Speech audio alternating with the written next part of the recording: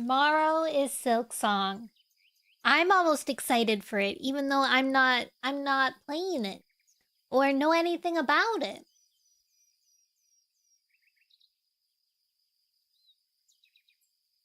My Little Pony, hi! You forgot to. Oh gosh darn it! I forgot to press update again.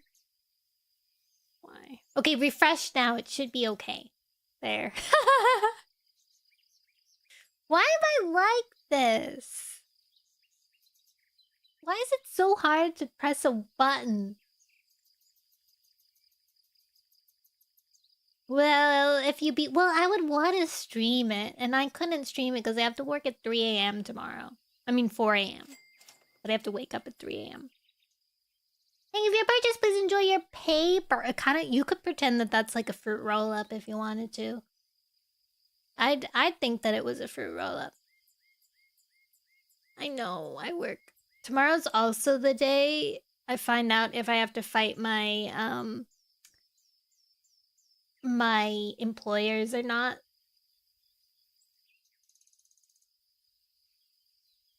Because of the wonderful thing he does. Hi, Brandon. Why were you saying math earlier? What's happening with math? Math.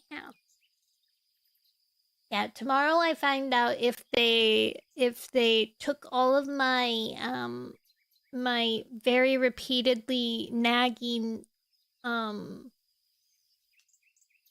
emails to follow through with what they promised me, or if I have to go tell them that despite all previous warnings of a whole 2 months ago, they're gonna have to deal with it. I hope it's the former. Mathematical? Remember to always aim for the weak spot. True. Okay. What would be the weak spot? What would be the weak spot if I have to talk to them? That is universally shared weak spot. Maybe the eyeballs or something? What's a way that I can make them feel bad? The throat? Oh, true. Obviously the former and the latter, but which one is the first and which one is the second? The former is the first. The latter is the second. You can easily remember it because latter, with like it's spelled Latter, it's like later, you know? So it's like the later one. Even though they say latter, you could be like, okay, it's the later one. That's a good way to remember it. That's how I remember it. And then the former is just the one that's left. Or you could pretend, you could say like it starts at F, so it's first, former first, latter later. Thank you, Miss Carnival. You're welcome. I too have been plagued by this trouble. Tug at their heartstrings literally. Attach strings to their hands and tug on them. That's a good idea. I like that idea. I'll just have to go I think I'll talk to my favorite manager and then he'll have to deal with it. If it comes to that. Wow, wow, wow, wow. You know what I did, guys? Thank you for the lurk! I got myself a white mouse, and that was my first mistake, honestly. I was like, oh, it'll look so cute with my pink keyboard and pink everything else. The cute white mouse. Little did I forget is that it's disgusting. Oops. Did you hear that? I picked up my mouse and I dropped it. It's so gross. It's so nasty. I have to clean it. Get like a wipe or something. So gross. Because it's like all your dead skin, right? It's all what it is, dead skin. Wow, what kind of mouse do you have?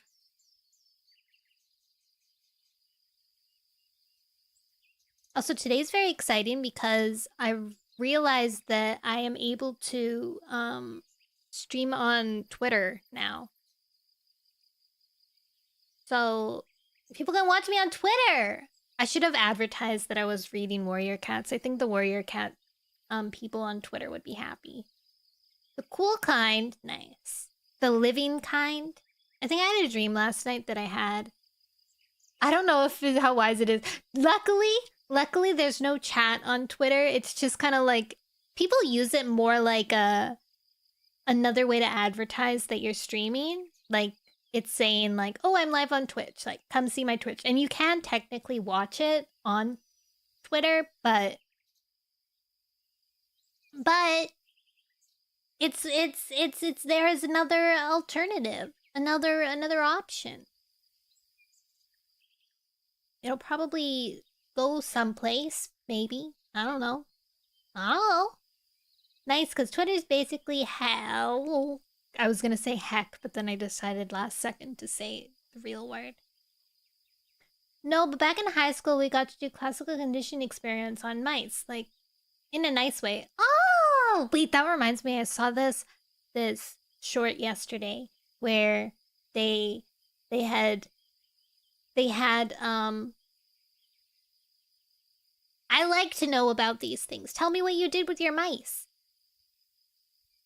I watched this short and it was explaining how they had like they were giving rats drugged water and normal water in a cage, and all of them would take the drugged water only and then they would die. But then this other guy came along and he's like, well, of course they're going to want to drink the drugged water. You put them in a boring cage. And so he made a beautiful rat haven world with all sorts of games and other rat friends and nice food. And then none of the rats drank the drugged water. They all drank the normal water. And it was because they had other things to do and other bonds to make and things to enjoy. But when they were all alone and in a terrible place with no simulation, they were like, well, what else am I supposed to do? That experiment was hoped to see what like how, I don't know, like some social thing. Some sort of social experiment. Mine was actually very scared and shut down. So I suggested that we pair my mouse with a confident mouse, and she flourished. But since I only thought of it closer to the end of our experiment, we never truly got her conditioned. But she went to a loving home afterwards. Aw, that's so happy! Did she get to be with another confident mouse? Did they go together? I feel like you would have to kind of like get them both to go together. Hello, Black! I'm gonna translate that, but if it's I'm just gonna... we'll find out. Oh! Why didn't you pray? Well... Hi, Perf!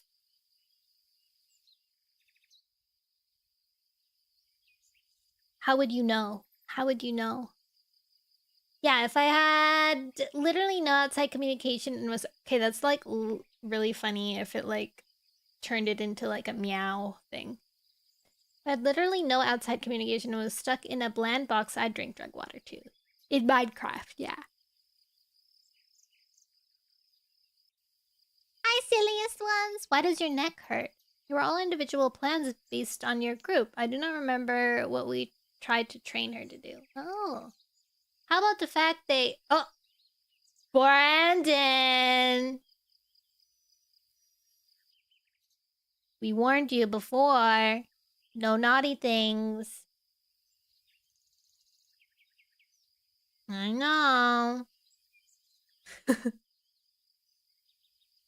Don't worry. This is your last warning, and then you'll have to get a timeout. But I know you know better. Hi, Juice. I think it's funny. Not a timeout. You can delete individual messages? I guess I can.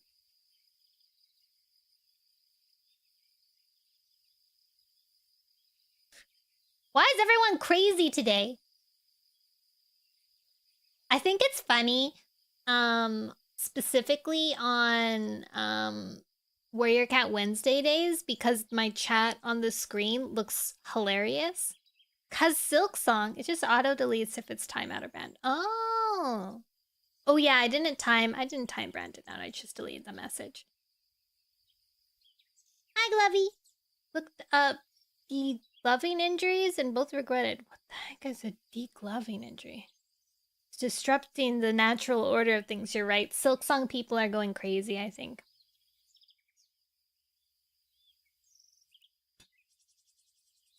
Yeah, it's weird to see a swear in the chat, honestly. You love the Warrior Cat books. Yay! Yeah, we haven't started our reading yet today, but we're on chapter 22. You swear in front of your parents. Yeah. Ew, there's a dead bug on my... Ew. Ew, gross. Yeah. But yes, okay, let's get to the meat. That'll at least like probably filter out some people who don't know what they're doing here. Today, we're reading Warrior Cats. Hello, Lynx. We are on the third? Maybe third. The third book of... Actually, I'm gonna look it up. I think it is the third. Just kidding, it's the fourth. It says it in the title. I'm so silly. We're reading the fourth book of the 5th series, which is Dawn of the Clans, The Blazing Star. You were reading one 2 minutes ago. Which one were you reading?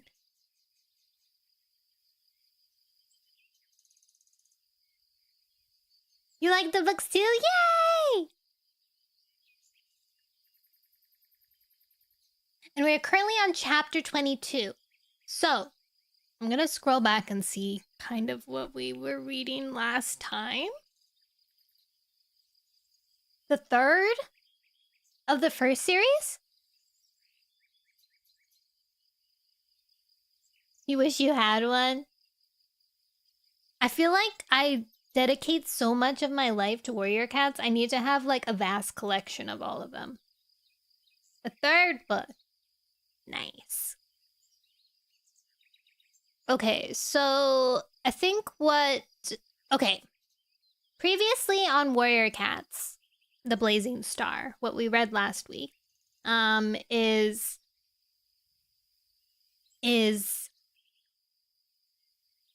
what was her name? There's like this new cat. This pretty cat. Thank you, Phil! Starflower, yes. Starflower has shown up again and has or at least she showed up and she asked to go like have like maybe like a little date with Thunder, and so they went off and they sat by like a river and Thunder was like smitten, and everybody around him is like, to be young again. And Starflower was like, oh yeah, I know what the blazing stars are. They're a healing herb, I'm pretty sure. And Thunder was like, oh my god, this is great news. And so he went back to the camp and he was like, guys, Starflower told me that the blazing star is a herb. And everyone was like, oh, this could be the herb to cure the sickness. Because we lost, I think, did somebody else is sick now? Oh, Holly is sick. Holly is currently sick, and they're like, okay, we need to hurry and find a cure for this thing. It is killing our cats. And so they're like, okay, let's go on a mission and get some blazing stars. And they are currently located in the swamp area, or the marsh area. So Greywing lets his brother Jagged Peak lead a little patrol off into the marshlands to go and collect the blazing star. And they do. They go all the way there. It's quite nice. Jagged Peak and Clear Sky have like a nice brother to brother. It's nice. But then on their way back, they run into One Eye and his rogues. And One Eye, who in a previous episode, he had taken over Clear Sky's camp. So he's in control of Clear Sky's camp now. He brought in a bunch of rogues to like fight with him, and also pretty much held captive all of Clear Sky's cats. He was about to kill. Who was he about to kill? I think he was gonna kill Lightning. What's his name? Lightning Tail. He was gonna kill Lightning Tail, but then Lightning Tail's sister, who moved to Clear Sky's camp, jumped in and gave them enough time to escape. They unfortunately dropped all of their blazing flowers, so they no longer had any of the herb. And Lightning Tail's worried that his sister is dead now. I too am worried about that. And when they came back, Jagged Peak was like, I'm so sorry, we failed. And Greywing was like, actually, you did exactly what I needed you to do. Because he had formulated this plan where Jagged Peak, there was no way Jagged Peak could lose. So he gave him his first mission in a way that meant, like, if he brought back the blazing star, then he won. He got the blazing star back. But if he didn't, because of One Eye, then that was also good and part of Greywing's plan. Hi, James.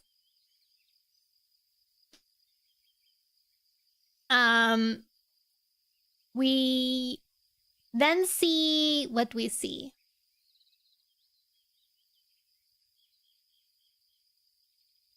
We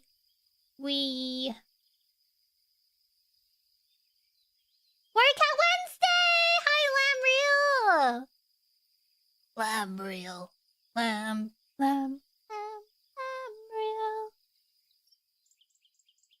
What happens next? I've forgotten now. Oh, right. So after we find out that Jagged Peak has like, it's me! I'm gonna shout you out. Shout out. A lambrey. Yeah. Yahoo! Oh, I never got to read your thing. Lambriel's an absolute delight. This ethically questionable cheap boy is streaming every day except Tuesdays at 7 p.m. EST. They're cozy, chill, and a little bit femboy. I remember when you were fighting about that. What's not to love? They're currently playing Minecraft, but who knows what other adventures await. You can always count on them to be normal and functional. Wink, wink. Don't miss out on this amazing VTuber. That's the funniest. That's the funniest description I've ever read.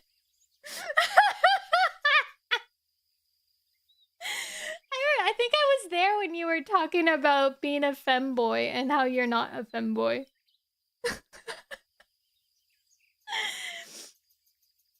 The normal and functional wink wink is hilarious. The AI knows all. You should save that.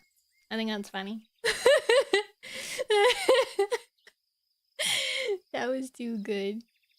I should do that more often. I always forget to shout out my friends. But yeah, everybody go follow Lambriel for some fun stuff. Who streams every day except Tuesdays. That means today. Yeah. All right, back to the summary. The summary. Right. So they got the plan, and so Greywing's real plan is that he wants to single One Eye out in a situation where they can surround him and then kick him out of the forest. Everyone's kind of like, well, we should just kill him instead. But Greywing's like, no, then we'll be as dirty as he is. But honestly, they should really just kill him. So that's their kind of like plan. And Greywing went off to this area where he wants the plan to happen. But while he's there, a fox kind of grabs him and swings him around, and then that other cat, I forget her name. Slate. Slate is there and saves him, and they have like a nice little walk and a nice little chat, and Greywing's kind of becoming smitten for him. Yeah, Slate. Slate is an interesting name to name her because it's so like smitten. I love the word smitten. They're Twitter padded. They're Twitter padded for each other. Slate the Hearthian, yeah. Yeah, exactly. Exactly. And he's kind of realizing he's falling for a little bit. Or at least like he's like, wow, I've never connected so much with a person so quickly before. Wow, crazy. And that's kind of where we're at. So I'm guessing that today they're going to put out their plan, start their plan in motion to bribe One Eye out and then kill him. Or not kill him, but I'm guessing it'll end up with that. Bye, Juice! Good work. Good work working. Okay, let's go. Also, who was it? Lynx! I think you asked me what my favorite was. We've only read up to Dawn of the Clans, so up any cat after that, we don't know. Or at least I don't know. My favorite... Out of all the leaders, I don't know if I have a favorite leader. But Jay Feather is my favorite cat.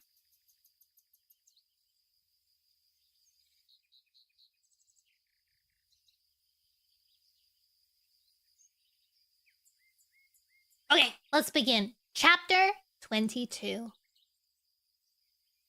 Thunder woke to the first feint of light. No, I read that wrong. Thunder woke to the first faint light of dawn creeping through the entrance of his den. He stumbled to his paws and ventured into the hollow, pausing to arch his back in a good long stretch. The air was clear and cold. Every leaf and blade of grass was edged with frost. Leaf Bear's almost here, he thought. When he had given his pelt a quick grooming, Thunder was ready to head out and visit Windrunner and River Ripple, to ask for their help in the fight against One Eye. I don't have much hope that Windrunner will join us, he thought doubtfully. She made it clear that she wants to be left alone, and I'll leave the forest cats for now, he decided, remembering how any cat who crossed the border had been attacked when Clear Sky first took over.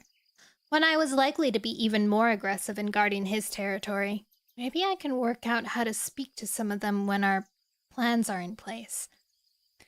As he padded towards the edge of the hollow, Thunder was surprised to see Greywing perched on Tall Shadow's rock. He veered over to talk to him. Can you see anything? Thunder called from the foot of the rock. Greywing shook his head. Everything's quiet. For a moment, the two cats fell silent, but Thunder felt too disturbed not to say what was in his heart. Why did you leave, Greywing? He blurted out. I need you. Greywing narrowed his eyes as he gazed down at Thunder. You don't need me, he responded. If you keep believing that you do, it'll hold you back. I wonder if that's true, Thunder thought uncomfortably, not wanting to accept his kin's words. But you'll stay now, won't you? He asked. Greywing twitched one ear, gazing far out across the moor. There was something in his eyes that Thunder couldn't read. Before he could respond, Lightning Tail popped out of his den and bounded over to Thunder's side. I'm coming with you, he announced roughly. Thunder suppressed a hiss of irritation. Why does Lightning Tail think I'll want him with me after the way he treated Starflower? But then Thunder reminded himself how often Lightning Tail had been there for him. Our bond is too important for us to fight now. Lightning Tail will come around. When he gets to know Starflower better, he'll realize his suspicions are unfounded. Okay, he mewed. Greywing looked down from his perch. You'd better get going. The sooner we all know who will help us with this, the better. Thunder's thoughts were still with Greywing as he headed across the moor with Lightning Tail by his side. He didn't feel like talking, and it was Lightning Tail who broke the silence in a disbelieving tone. You're not even going to apologize? Surprised, Thunder halted and stared at him. Apologize? For what? You know very well, Thundertail retorted with a lash of his tail. You left the group vulnerable when you went off. Cavorting with that rogue. Anger began to swell up inside Thunder. Don't call her that, he hissed. Why? That's what she is, Lightning Tail asserted. And you'd better remember that. She's not one of us. Now Thunder had to make a massive effort to hold onto his anger and not lash out at his den mate. What do you mean, one of us? He asked. Being one of the original cats from the mountains, or being born in the hollow? Lightning Tail spluttered for a moment, as if he hadn't expected that question. Well, yes, that's a pretty good definition, he managed to say at last. Then I'm not one of us either, Thunder spat. I was born in the two-leg place. My mother was a rogue, and I would have been one too if Greywing hadn't taken me in. But that's different, Lightning Tail protested. Maybe that's why Starflower and I have such a deep connection, Thunder went on, dismissing his friend's words with a flick of his tail. In our hearts, we both know that we're outsiders. That's ridiculous, Lightning Tail exclaimed. You only just met her, and you're not an outsider. I don't want to talk about this anymore, Thunder meowed, sinking his claws into the ground to stop himself from catching Lightning Tail with a blow over the ear. I'm the leader of the group, and I'm certainly capable of deciding who to spend my time with. There was a hurt expression in Lightning Tail's eyes. So that's how it is then. Other cats' opinions don't count for anything? Thunder didn't respond, but merely turned his back and stalked on across the moor. He realized that Lightning Tail hadn't followed him, and for a moment he was afraid that his den mate would just go home. Then he heard a patter of paw steps as Lightning Tail ran to catch up and padded along just behind him.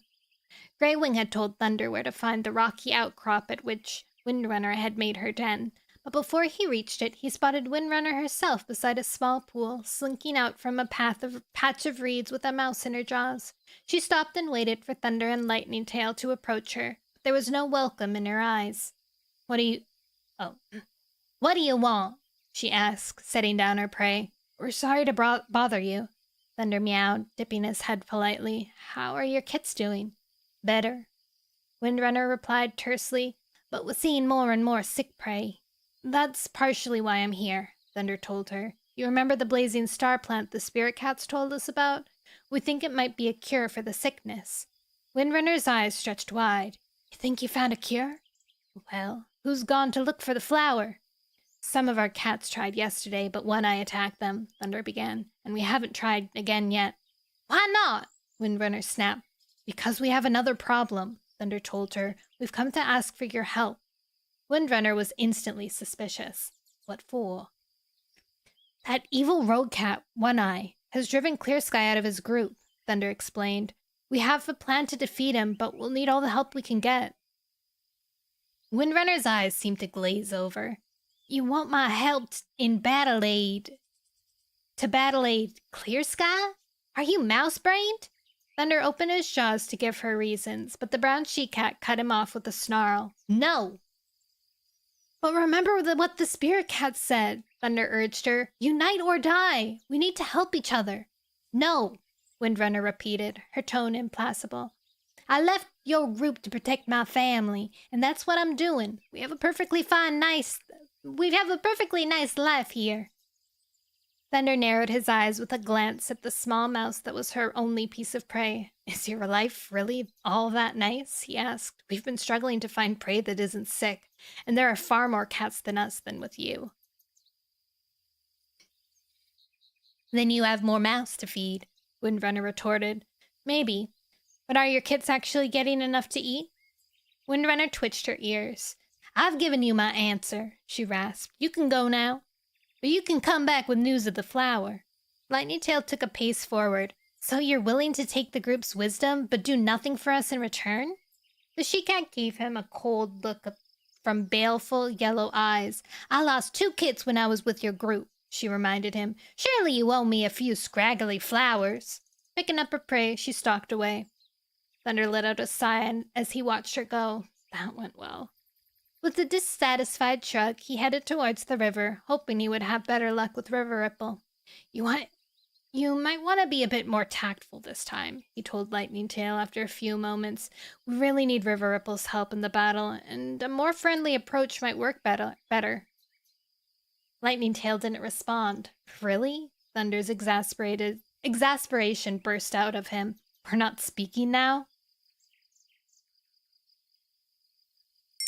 His denmate was quiet for a couple of heartbeats longer. Thank you for the follow, Zoe!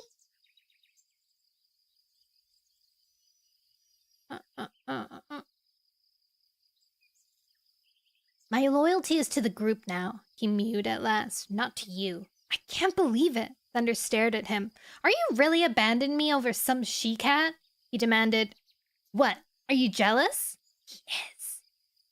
Rage flared in Lightning Tail's eyes. Without warning, he swiped at Thunder's face and followed up the blow by leaping on him, tackling him to the ground. The two Toms wrestled together among the dried leaves and the cold, frost-bitten grass. I don't need your approval, Thunder snarled through gritted teeth as he thrust his hind paws into Lightning Tail's belly. I've led a group well so far, haven't I? For an answer, Lightning Tail rolled Thunder over and landed on his back, wrapping his forelegs around his neck. You're falling right into that rogue's trap, he growled, and you're the only one who can't see it. Well, if it's a trap, what does she want from me? Thunder asked, straining to throw Lightning Tail off. I don't know, the Lightning Tail admitted. But ever since I first saw her, I've known she was up to something, and whatever it is, it's not good. Abruptly, he gave up the fight, springing to his paws and giving his pelt a shake before he stalked off towards the river. This is stupid, he meowed as he went.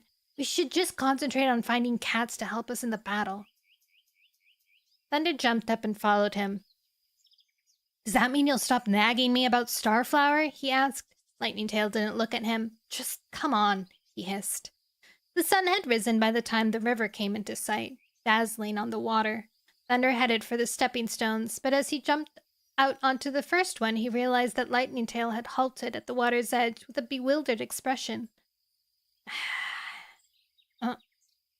We have to cross the water? He asked. I didn't know that. Yes, Thunder replied. River Ripple lives on that island. He's a bit weird. He doesn't mind the water. Lightning Tail nodded grimly. Water was washing over the stepping stones, and as he followed Thunder, he winced at the touch of it on his pads. Thunder didn't like getting his feet wet either, but he didn't say anything. I'm not going to let Lightning Tail hear me complain. Reeds grew around River Ripple's island, and the interior was screened by bushes that grew close to the water's edge. The reeds made a soft sound as they brushed together, and with the rushing of the river in his ears, Thunder had a flash of understanding why River Ripple loved the spot. But the understanding vanished when he had to push his way through the tough stalks of reeds and get his paws muddy to climb onto a narrow strip of grass that edged the river. Lightning Tail followed with an annoyed hiss, shaking each paw in turn. Not very subtle, are you? Thunder jumped at the voice and looked up to see that River Ripple had emerged from the bushes and was watching the two cats with amusement glinting in his eyes. Oh no, not muddy paws! Good morning, Gourmet! His long furred pelt shone silver in the sunlight. You're as loud as a pack of dogs, he went on. I saw you coming ages ago. Well, what can I do for you? Thunder dipped his head respectfully before he settled down and explained to River Ripple about the blazing star. Meanwhile, Lightning Tail sat silently and washed his paws. River Ripple nodded in understanding when Thunder had finished. And what else? He asked. How does he know there's something else? Thunder wondered. One Eye has driven Clear Sky out of the forest and taken over his group, he meowed. Greywing has a plan to defeat him, but we need help. Will you join us to drive One Eye away? River Ripple paused thoughtfully before replying. I will, he agreed at last. But I have to warn you, I have problems with One Eye, and I've had problems with One Eye in the past, and believe me, he won't back down. It's not a question of driving him out. You'll have to kill him. He gets it. We're prepared for that, Thunder told him, doing his best to hide his dismay. That's what Greywing's plan will do. River Ripple nodded, a grim look in his eye. If Greywing is behind it, I'll be part of it. And I'll see my cats help too. We're thinking of reaching out to some of the cats in the forest, Thunder went on. Pleased to have such a formidable cat as River Ripple on their side. They can't all want One Eye to be their leader, but I can't think of a good way to get them without running into One Eye and his rogues. Do you have any ideas about that? River Ripple shook his head. Don't even think about it, he advised. If One Eye found out that any of the forest cats spoke to you, he'd make them suffer, and he'd enjoy doing it, he finished. Thunder had to accept that the older cat was probably right. He thanked River Ripple and was saying goodbye when the Silver Tom's gaze turned serious. Be careful, young one. River Ripple mewed solemnly. What do you mean? Thunder asked, puzzled. I think you know, River Ripple responded. I've told Greywing many times. I know everything. Bemused, Thunder thanked him again, then padded away, shaking his head as he crossed the stepping stones. If I thought I understood everything this morning, clearly I was wrong. The two cats traveled back to their camp in silence. Thunder remembered that Acorn Fur was still in One Eye's camp and tried not to worry too much about her. She's dead. Totally. She was strong. Thunder hoped she was taking care of herself. Maybe that's why Lightning Tail is so touchy. He's upset about his sister. But still, seeing Lightning Tail stalking ahead, Thunder couldn't help feeling hurt. He couldn't understand why his friend didn't trust him enough to make his own decisions. I didn't add her to the death counter because it's not confirmed.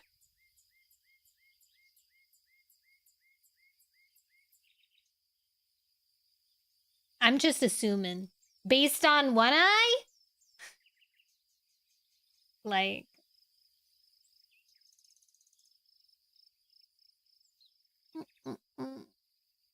One Eye sucks!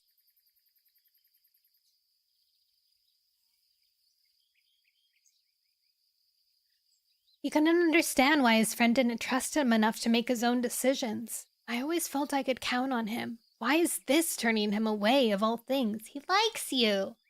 Thunder was feeling like things couldn't get any worse until he arrived back at camp and spotted Starflower at the bottom of the hollow, talking to Tall Shadow. At the sight of her, Lightning Tail let out a disgusted snort and ran off. Thunder's heart started to race again as Starflower bounded up the slope to his side. I'm so glad to see you, she purred, brushing against his side. I was disappointed when Tall Shadow said you weren't here. Well, I'm here now. Thunder meowed, then winced, feeling annoyed at himself for sounding so stupid. I've got good news for you, Starflower announced, her green eyes shining. I found a small patch of blazing star growing near the river. Not many flowers, but enough to treat the sick. And no need to cross the Thunder Path. After a pause when Thunder didn't respond, she asked, Why don't you look more excited? Thunder swallowed hard. Why aren't I more excited? Starflower had just given him an amazing piece of news, yet he found himself reacting with suspicion, just like Lightning Tail might. Could Starflower really be up to something? Or has Lightning Tail ruined this for me by putting his doubts into my head? It's great news, he told Starflower hastily, hoping she wouldn't be upset with him. Can you take me there? I thought you'd never ask, Starflower meowed with a whisk of her tail. Come on. As Thunder followed her out of the camp, he glanced over his shoulder to see Lightning Tail staring after him with a look of disapproval. It gave him an odd feeling of satisfaction to be showing his trust in Starflower. I spent some time with Greywing's kits, Starflower told him as they padded side by side across the moor towards the river. Owl Eyes and Pebbleheart.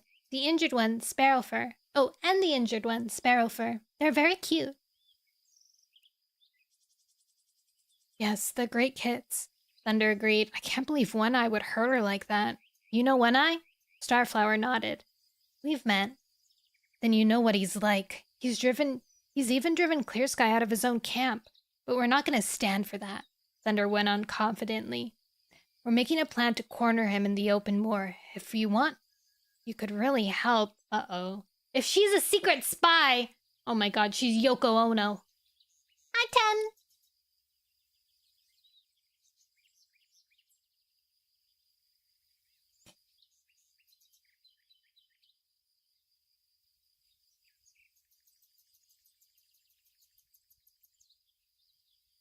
Chapter 23. Clear Sky stretched his jaws in a massive yawn and blinked in the strengthening dawn light. The sky above the hollow was the clear blue of a robin's egg, and on the horizon a rosy flush showed where the sun would rise. He was sitting at the mouth of Greywing's den. Around him other cats were emerging, getting ready for the new day. For a couple of moments, Clear Sky watched Turtletail's 3 kits, grooming themselves just a few paw steps away. Pebbleheart was taking particular care with Sparrowfur's injuries, and Clear Sky's heart warmed towards the wise little kit. Near to the center of the hollow, Lightning Tail was crouched over a mouse, devouring it in hungry bites, while his gaze remained fixed on Thunder and Starflower, their heads close together near the foot of Tall Shadow's rock. Dislike and distrust were rising from him, as clear as the scent of warm prey. Clear Sky wasn't sure if it had been wise for the moorland cats to allow Starflower to stay overnight in the hollow. She had taken Thunder to find the herb that would heal the sickness, but to every cat's disappointment, the flowers she had found weren't actually Blazing Star, only another plant that looked vaguely like it. Starflower herself had seemed as upset as any cat, but Clear Sky couldn't be certain that her feelings were genuine. But Thunder still trusts her, he thought. That cat is smitten. Thunder and Starflower had stayed talking together far into the night until Tall Shadow had emerged from her den, tired and irritable, and told them to shut up and let the other cats get some sleep. Clear Sky's feeling of amusement faded as he realized that none of the waking cats were coming to speak to him, or even acknowledging his presence. Not even the cats he had known all his life, had traveled down from the mountains with. I feel like an outsider, 'cause it's what I am. Finally, Greywing padded over to him. "How are you feeling?" he asked. "Are you ready to challenge One-Eye to a fight on the moor?" Clear Sky didn't want to be reminded. You did exile your own son, and also your brother, technically. Clear Sky didn't need to be reminded. Do I have to tell my brother that I feel sick to the bottom of my stomach? The knowledge that he was putting his life at risk meant that he hadn't eaten since the previous sunrise. Thunder and Lightning Tail had told him that River Ripple would support them, but they weren't sure about Windrunner. And they hadn't even tried to talk to the forest cats. Clear Sky's heart ached at the thought that he couldn't rely on the help of the very cats he was trying so hard to protect. They can't want One-Eye as their leader. Are they all such cowards? Then he remembered One-Eye's rogues, and admitted to himself that perhaps his own cats didn't have much choice. They could very well be prisoners in the forest. A moment later, a less comforting thought crept into his mind. Surely they could escape if they tried hard enough. Has it all been worth it? He asked Greywing despondently. His brother's eyes widened with shock. I can't believe you're asking that, he meowed. Hasn't it always been worth it? Clear Sky had no answer to that question, and he silently rose to his paws and padded beside his brother to the edge of the hollow. Tall Shadow leaped down from her rock to join them, and the other cats gathered around. Clear Sky realized that the only cats missing were Holly, still lying sick in her den, Cloudspots, and Jagged Peak, who, despite warnings about the sickness, hardly ever left Holly's side. Goodbye, Tall Shadow mewed, tipping her head to Clear Sky, and good luck. The other cats joined in, repeating her words and calling out their good wishes. You can do it, Clear Sky! Rip that crazy cat's pelt off! Good luck! We'll be with you! Their enthusiasm warmed Clear Sky and put strength into his muscles. But as he took the first paw step out of the camp, he realized there was one more thing he had to do. He wanted to see Holly, to remind himself why he was doing this. Turning back, he pushed his way gently through the crowd of cats and bounded across the hollow to her den. Holly lay on her side in her mossy nest, her belly bulging with her growing kits. Oh, snap. Her kits. Well, she's sick, too. Uh-oh. Jagged Peak crouched beside her, his tail lashed with concern as his eyes were dark with trouble. Cloudspots was there, too, encouraging Holly to eat some tansy. Holly, you have to hold on, he meowed. This should help until we can get the Blazing Star. The sooner we get rid of One-Eye, the sooner we can get safely across the Thunderpath to fetch some. It won't be long now, Jagged Peak promised. You'll be fine, Holly, and so will our kits. Clear Sky couldn't tell whether his younger brother actually believed what he was saying. Holly had a faraway look in her eyes, and didn't seem to hear what Cloudspots or Jagged Peak said. As Clear Sky gazed at her, knowing he couldn't come closer than the entrance to the den, He noticed the sores on her body and the way her chest heaved with short, panting breaths. This can't go on, he thought. Turning away, with his resolve renewed, he halted as a cracked, broken voice called out, "Good luck, Clear Sky." Glancing back over his shoulder, Clear Sky saw Holly's gaze trained on him. Then slowly her eyes closed as she winced in a fresh onset of pain. Clear Sky felt his motivation surge. He could save Holly. He could save all the sick cats. Let's do this! Spicy nacho Dorito chips. Yummy. Clear Sky left the den to rejoin Greywing, Thunder, and Tall Shadow. The rest of the cats drew back respectfully. "I'll go to the edge of the forest and call out to One Eye," Clear Sky began. "I'll lure him to the spot on the moor that you drew in the earth, Greywing." With a glance at the sky, he went on. "Let's say that I'll be there at sun high. Can you be waiting, hidden?" Greywing nodded. "We'll be there." "And we'll send the same message to Windrunner and River Ripple," Tall Shadow added. "We can only hope that Windrunner has had a change of heart." "If we can't summon enough cats," Thunder asked worriedly, "how will we get the message to you to abandon the plan?" "You don't need to," Clear Sky replied, summoning all his determination. "I'm not abandoning this plan.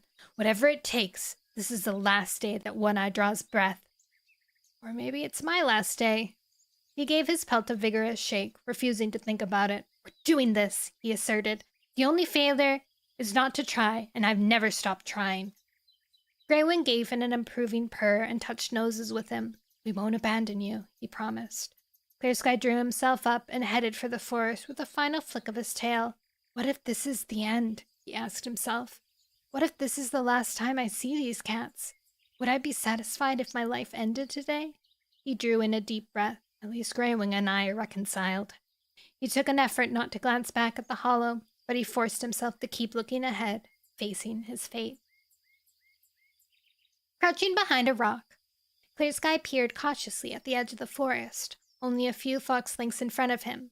Although the lush growth of green leaf had died back, leaving the trees gray and bare, there were very few traces of the burnt patches from the fire. But Clear Sky's satisfaction at seeing the end of the devastation was short-lived. It didn't take him long to spot deep claw scratches on several trees, forming the round shape that he had already seen on Petal's pad. "Is One Eye leaving his mark everywhere now?" he asked himself, ashamed to remember that although he'd never etched anything into the trees, he'd left his own mark all around the border of his territory not long ago. Now he gagged at the wave of One Eye's stench that rolled towards him out of the trees, and stiffened at the thought that One Eye could be hiding somewhere in the undergrowth, already aware of Clear Sky's presence. "Stop that!" Clear Sky told himself, giving his pelt a shake. "If you imagine One Eye squatting under every bush, you'll never dare to do anything." He let out a sigh, wondering when this vile evasion would end. "Today," he reminded himself. Tucking his paws underneath him, Clear Sky waited. Sooner or later, he knew, one of his own cats would appear on a patrol. "I just hope they're alone and not with One Eye's rogues," he thought gloomily. "Clear Sky? Clear Sky, is that you?" A tremor of anticipation ran through Clear Sky at the sound of Acorn Fur's voice. Oh my god, she's alive. Taking a breath, he distinguished her scent, but it took a moment to spot her crouching underneath a thick clump of bracken at the very edge of the trees. "Clear Sky?" she called out again, her voice low and urgent. For a heartbeat, Clear Sky hesitated. Is she luring me out so that One Eye and his rogues can finish me off? Then he took a calming breath. He would never believe that the brave chestnut-brown she-cat would be such a traitor. I trust her completely, even though she had only just joined my group when One Eye took over. Pressing himself to the ground and using the long grass for cover, Clear Sky crawled forward until he could join Acorn Fur beneath the bracken. "Oh, Clear Sky, I was so relieved when I picked up your scent," the young cat mewed, trembling as she pressed herself against his side. "It's terrible here with One Eye. Every heartbeat I'm scared he's going to claw me." "Then why stay?" Clear Sky found it hard to feel sympathetic. "Escape. Go back to the hollow on the moor. You could have come with us when One Eye attacked us by the Thunder Path." Acorn Fur's eyes widened, and her trembling was replaced by the stiffness of fury. You don't imagine I want to be here, she demanded. I'm only staying to see if I can find some way to help you. I've been volunteering for border patrol so that I might see you or some cat to take a message to you. I'm sorry. Clear Sky gave her ear a quick lick. Have you found out anything? He added hopefully. Pacified by his apology, Acorn Fur shook her head. No, but I'll keep trying. Nervously, she angled her ears back towards the forest. I'm with the patrol now, she murmured. They must be somewhere around. We don't have much time. Tell me what I can do. There is something. Clear Sky couldn't believe his luck. Finding a faithful cat like Acorn Fur in the middle of his enemies. I'm gonna fight One Eye, he explained in rapid undertone. I need you to take my challenge to him, claws out. A fight to the death, just him and me, one-on-one. Tell him I'll be waiting for him on the moor at sun high. Are you mouse-brained? You can't fight One Eye alone. Acorn Fur protested, horror in her eyes. He'll claw you to pieces. I'm not taking a message like that. I won't be alone, Clear Sky reassured her. The other moorline cats are going to help, and River Ripple, and maybe Windrunner, and Gorsefur. You'll have to lie to One Eye, he added. Do you think you can convince him? Acorn Fur took a deep breath, bracing herself. I'll do anything to get rid of that mange-ridden excuse for a cat, she promised. Acorn Fur! A harsh voice, unknown to Clear Sky, rang out from deeper within the forest. Where are you? Get your flea-bitten tail over here before I have to teach you a lesson. Acorn Fur shuddered. I've got to go. You can trust me, Clear Sky. I'll do my best. Before Clear Sky could respond, she vanished into the undergrowth. What have you been up to? The same voice growled. I can scent that flea pelt, Clear Sky. I hope you haven't been talking to him. Yes, I have. Acorn Fur's voice reached Clear Sky's ears, steady and undaunted. And you can put your claws away. He gave me an important message to take to One Eye. What message? I'll tell that to One Eye, Acorn Fur retorted. And if you're not careful, I'll tell him you were nosing around in his private business. No response followed, only the sound of retreating paw steps and the rustle of cats brushing through the long grass. Clear Sky breathed a sigh of relief. It's done. Now there's no going back. Dun, dun, dun, dun, dun. Dun, dun, dun, dun, dun, dun, dun, dun, dun, dun. Chapter 24. We might actually be able to end this stream. How many chapters are there? What page am I on right now? 20. There are 28 chapters. And we're on 24. Oh, only 4 more chapters. Oh my god, we are totally finishing today. Hi, Boba Fish.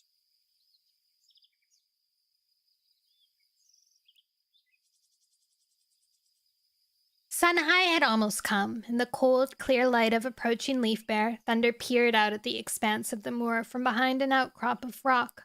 Lightning Tail crouched beside him on one side, but the space on the other side felt terribly empty. Where's Starflower? He wondered. Uh-oh. Thank you for the repop, Addy Cats! Hello, Dayo! Hello! And hi, Mr. Cheese! Kinda empty here. It's more poppin' on Twitch. YouTube is kind of like a secondary streaming thing. And I get some people hanging out there sometimes.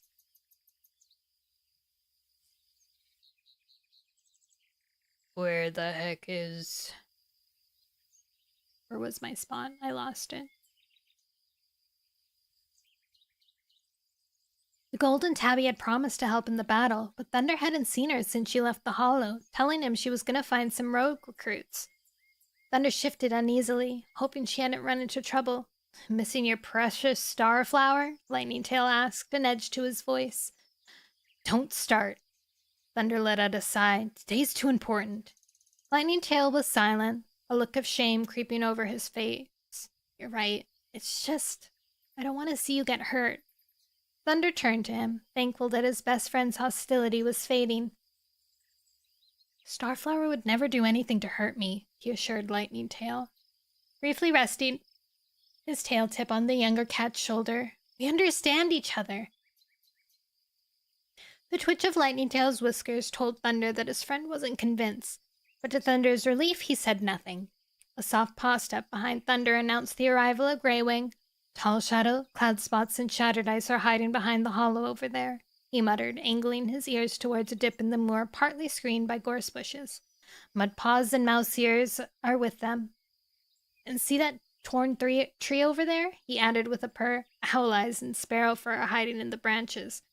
What? Thunder protested, stiffening. They're only kids. They shouldn't be part of this.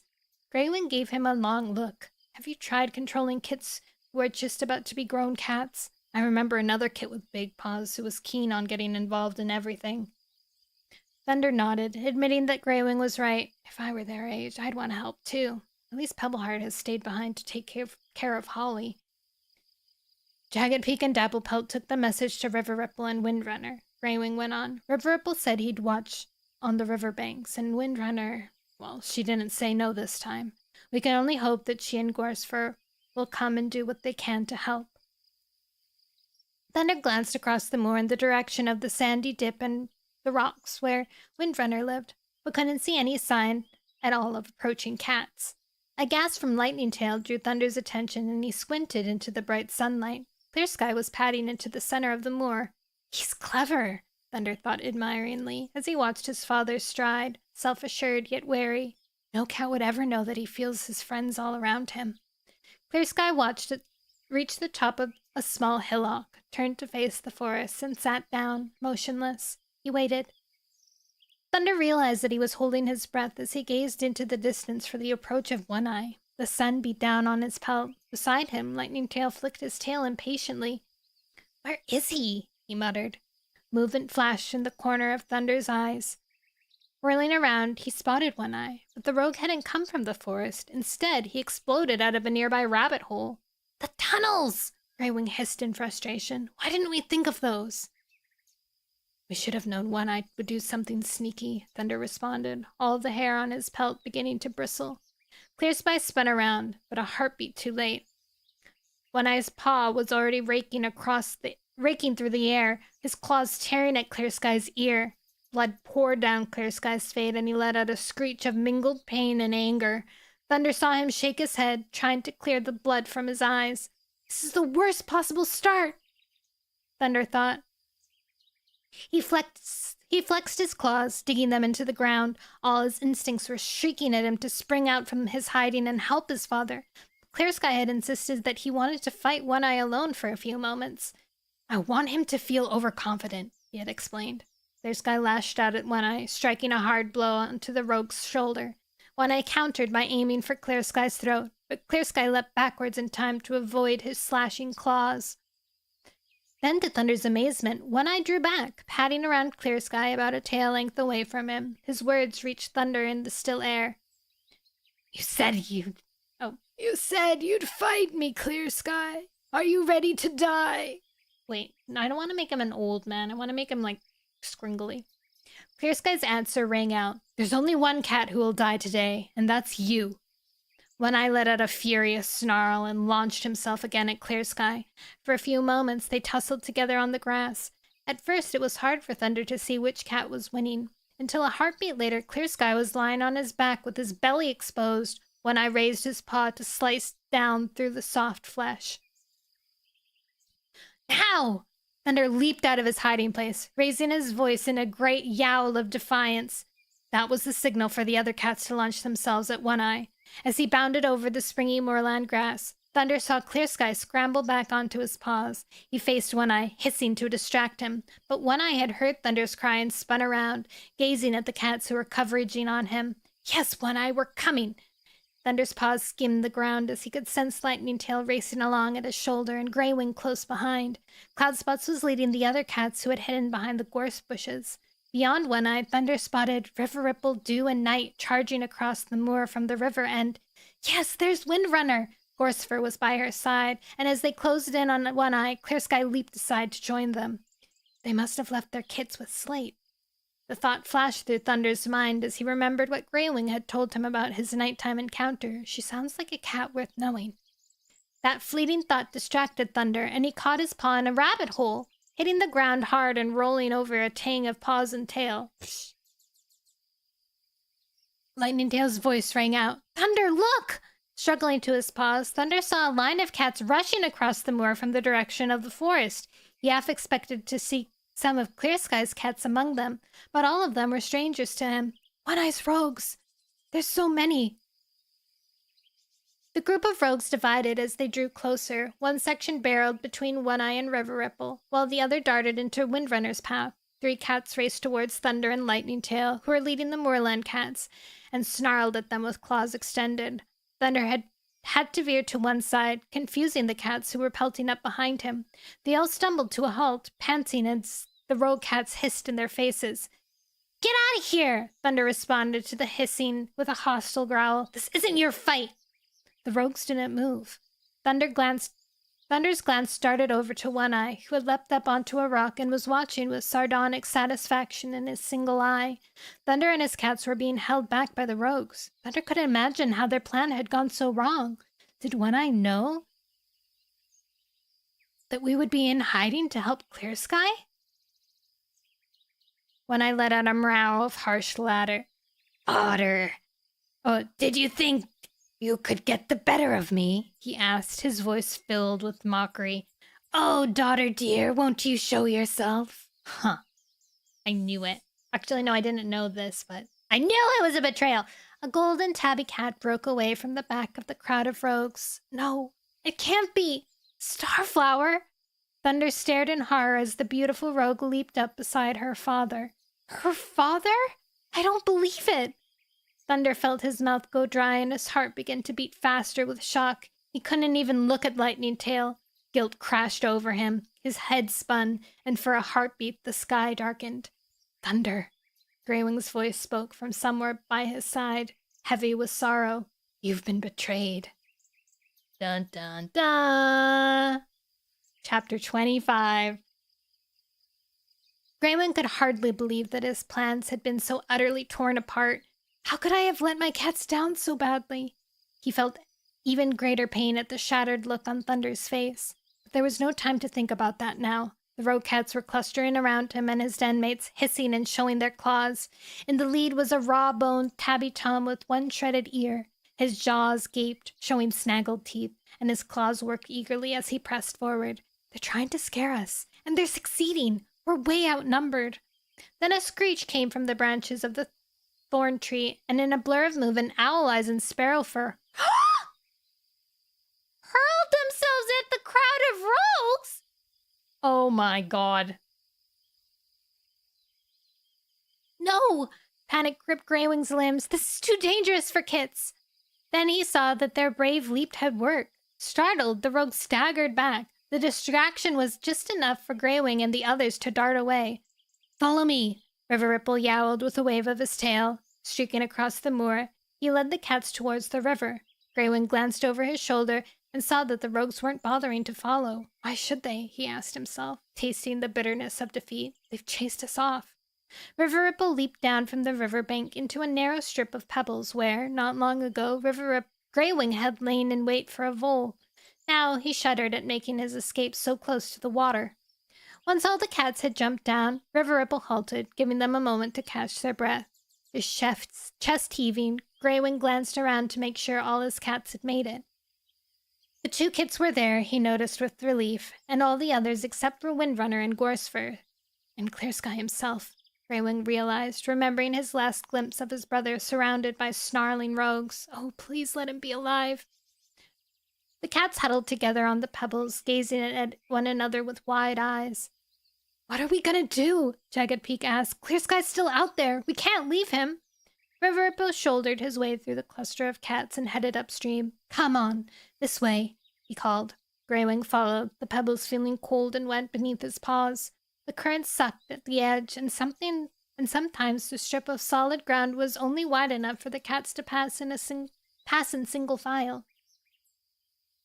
This had better be worth it, he thought as he struggled to keep his balance on the slick stones. Finally, River Ripple paused at the mouth of a tunnel in the bank. This will take us back onto the moor, he meowed. Tall Shadow balked at the entrance, gazing down into the gaping darkness. There could be anything living down there, she objected. It was a badger set, but the badgers are long gone. River Ripple responded, You'll have to trust me. Do you want to save Clear Sky or not? Without waiting for a reply, he headed into the tunnel. Tall Shadow shrugged and followed, with the rest of the cats hard on her paws. In the first few tail lengths, Greywing could see the white tree roots interlacing above his head, holding up the roof of the tunnel. But soon the light from the entrance faded and he padded along in darkness. He could feel damp soil beneath his paws and the smell of earth all around him, and the scent of Tall Shadow just ahead of him. In the lead, River Ripple was moving swiftly, passing a side tunnel with no hesitation. Greywing began to feel the familiar ache in his chest as he forced himself to keep up. He began to feel like he had been loping along forever in the darkness. Surely Clear Sky will be dead before we can get to him. Then he realized that a faint light was filtering into the tunnel from somewhere ahead, and he could make out Tall Shadow and River Ripple in front of him. The light grew until it became a wide circle of daylight. We're almost there, Greywing thought thankfully. At the tunnel entrance, River Ripple halted. We need to be careful, he mewed softly. Wait here while I see what's outside.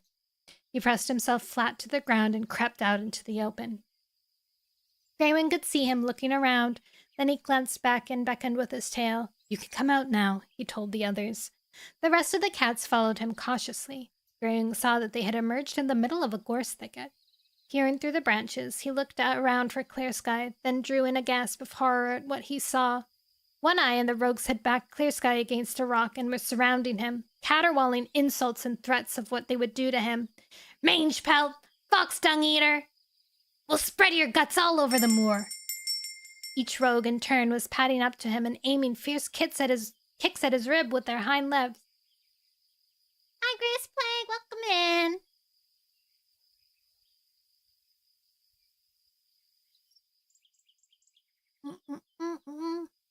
Clear Sky was still on his paws, but just barely so, and Greywing feared that each kick might knock him over. Blood from his torn ear matted his pelt, but his eyes still blazed with defiance. We have to stop this before they kill him, Greywing meowed. A rustle among the branches announced the arrival of Windrunner and Gorsefur. We waited for you, Windrunner explained rapidly. We knew you'd come back. One Eye's been too busy torturing Clear Sky to worry about where you went. What should we do now? Greywing realized that the eyes of every cat had turned towards him. I'd better come up with a really good plan, he thought. The cold sun of Leaf Bear was still high in the cloudless sky, shedding its brilliant light down on the moor. The beginnings of an idea stirred in Greywing's mind. We can use the sun to help us. He murmured, thinking out loud. We need to get high up, maybe in the torn tree where Sparrowfur and Owl Eyes were hiding. More confidently, as his plan took shape, he went on.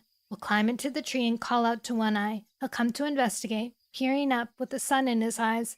He won't be able to see that the tree is full of cats, and then we pounce. I reckon.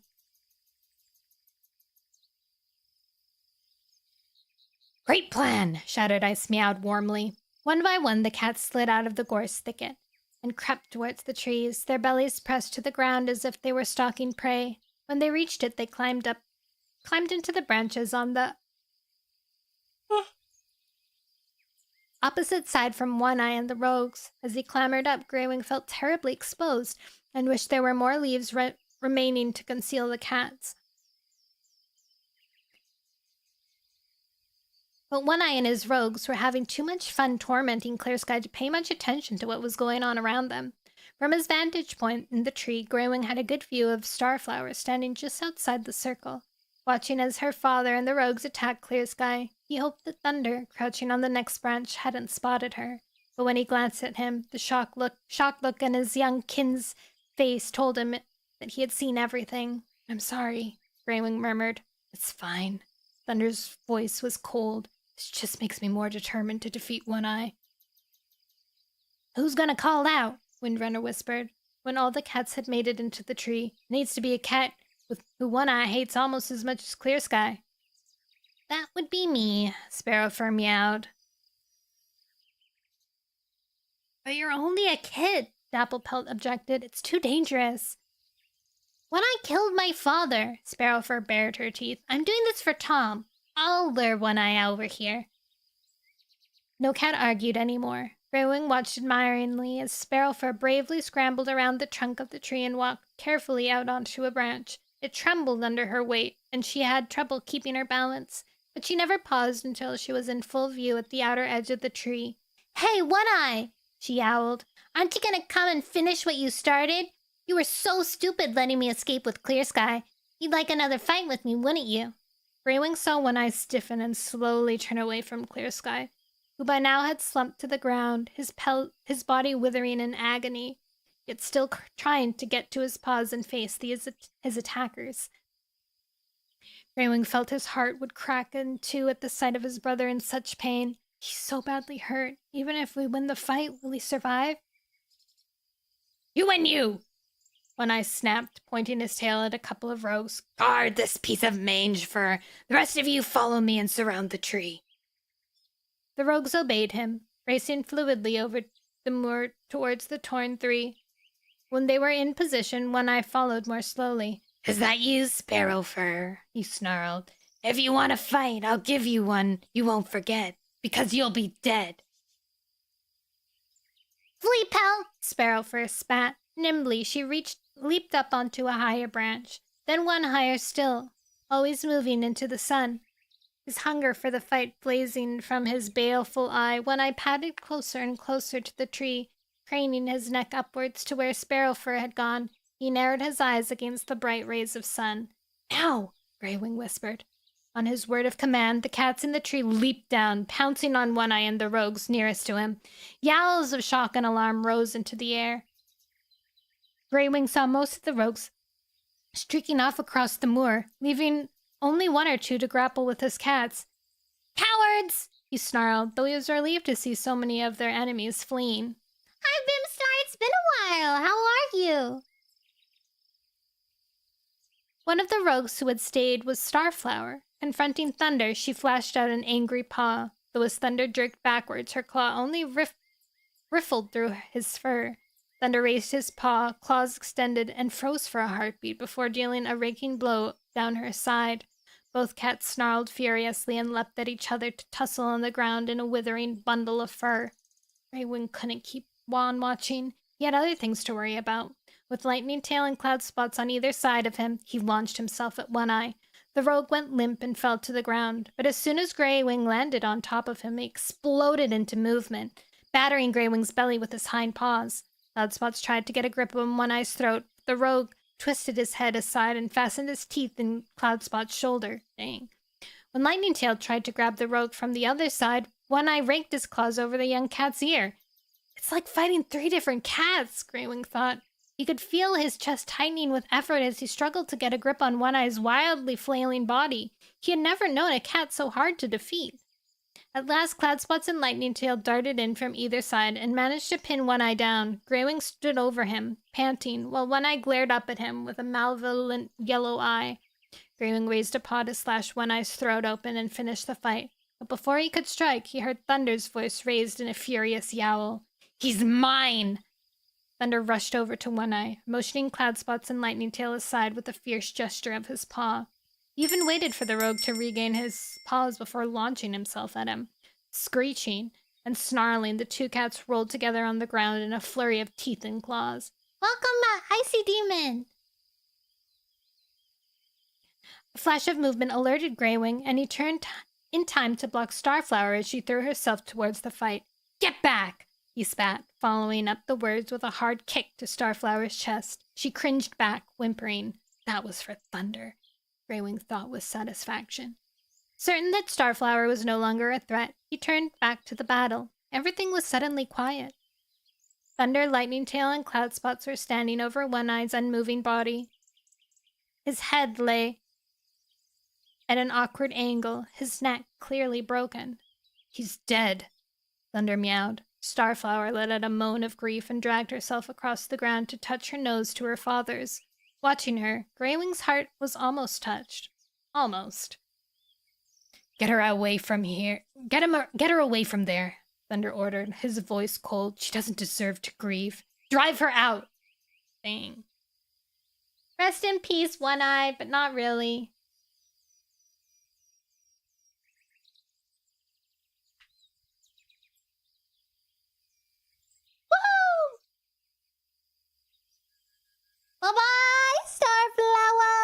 I knew she was too seductive.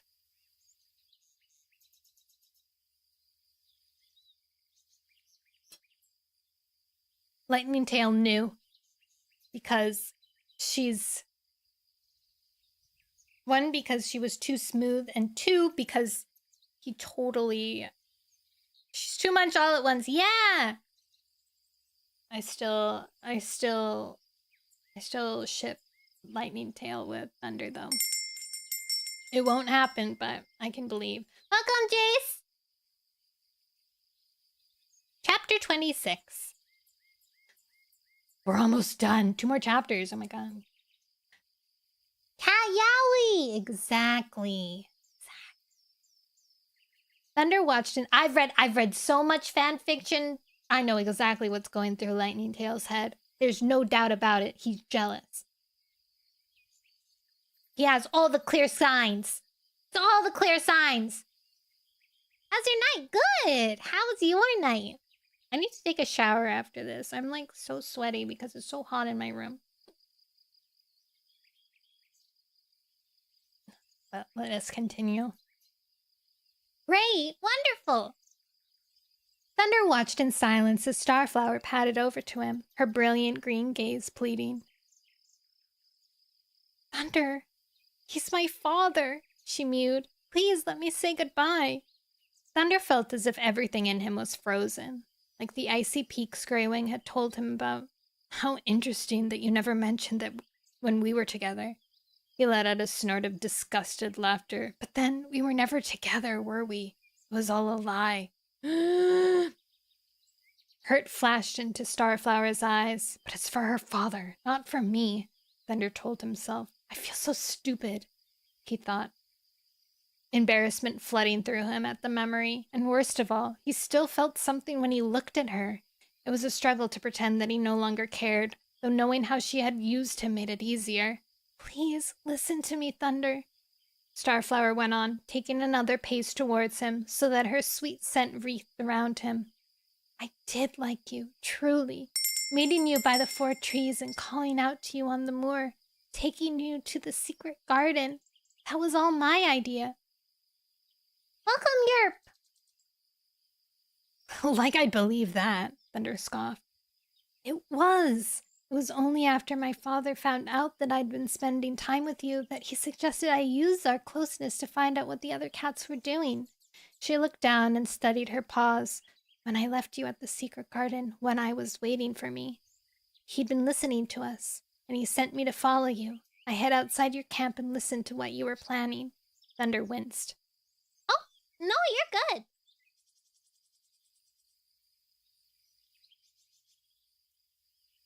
Thunder winced. I even heard paw steps. I thought some cat was following me. So that's how One Eye came to be waiting for us beside the thunder path, he meowed. And then you showed me a plant that was nothing like the blazing star. It was a trick to pump me for information. Starflower hung her head. That's true. But I told you the truth when I said the blazing star is the healing herb. You have to believe that. I believed every word you said. Thunder told her. I was... What? Starflower asked encouragingly, looking up at him again. Tricked, Thunder replied, letting all the bitterness he felt seep into one word, and I won't let it happen again. He turned his back on Starflower, ignoring her as he saw Tall Shadow stepping forward with a commanding whisk of her tail. Why are we standing here doing nothing? She asked. Now that One Eye has been defeated, we need to get the blazing star. You're right, Thunder agreed. I do believe Starflower when she says the blazing star heals. She has nothing to gain by lying now. I'll lead an expedition to go across the thunder path to fetch it, Tall Shadow announced briskly. By now, River Ripple and Windrunner had padded over to where Clear Sky still lay bleeding on the grass. Cloudspots and Dapplepelt were bending over him, while Sparrowfur and Owl Eyes dashed up with pawfuls of cobweb and bunches of herbs in their jaws. Greywing nodded at them, then turned back to Tall Shadow. And I'll come with you, Greywing added, padding up to her side. What about One Eye's rogues? Shattered Ice asked. They could still be lurking in the forest. Tall Shadow swiveled her head, her gaze raking the moorland. None of the strangers One Eye had brought with him were in sight. I doubt it, she meowed in reply to Shattered Ice. They ran away pretty quick when we ambushed their leader. It's my guess we won't see so much as a tail tip, and if I'm wrong, she slid her claws. We'll deal with them. We'll come with you, Mouseier meowed, beckoning with his tail to Mudpaws, just in case. It'll feel good to be doing something for Holly. Tall Shadow dipped her head to the big tabby tom. Thank you, she responded, before setting off across the moor at the head of the patrol. As she and Greywing headed towards the forest, Thunder felt a sudden panic at being left in charge. What am I supposed to do now? Desperately, he ran after them. Greywing, I need to know, he began. Greywing halted and turned towards him. Do as your heart tells you, Thunder, he mewed calmly. He stretched out his neck to touch noses with Thunder, his eyes warm and affectionate. I trust you, he added, before hurrying off after Tall Shadow. Thunder watched the older cat, almost his father, walk away. He felt a twinge of sadness at the realization that Greywing didn't want to advise him anymore. But at the same time, Greywing's faith in him had sent new energy flowing through his body. Thunder turned back towards Clear Sky and Sparrowfur and Owleyes. Thunder turned back towards Clear Sky as Sparrowfur and Owleyes ran over to him with even more cobwebs. Reassured that his injured father was receiving the best care possible, Thunder took a deep breath and turned back to where Starflower was crouching over One Eye's body. A soft kneading sound came from her. How did something so beautiful come from something so ugly? He asked himself, looking at the grotesquely sprawled limbs of the dead rogue. One Eye was ugly inside and out, but Starflower, his mom must have been smoking. Thunder paced slowly up to the golden tabby she-cat and stood beside her. It's time for you to leave, he meowed quietly. You're not welcome among any of our groups, and if you won't leave by yourself, we'll have to make you.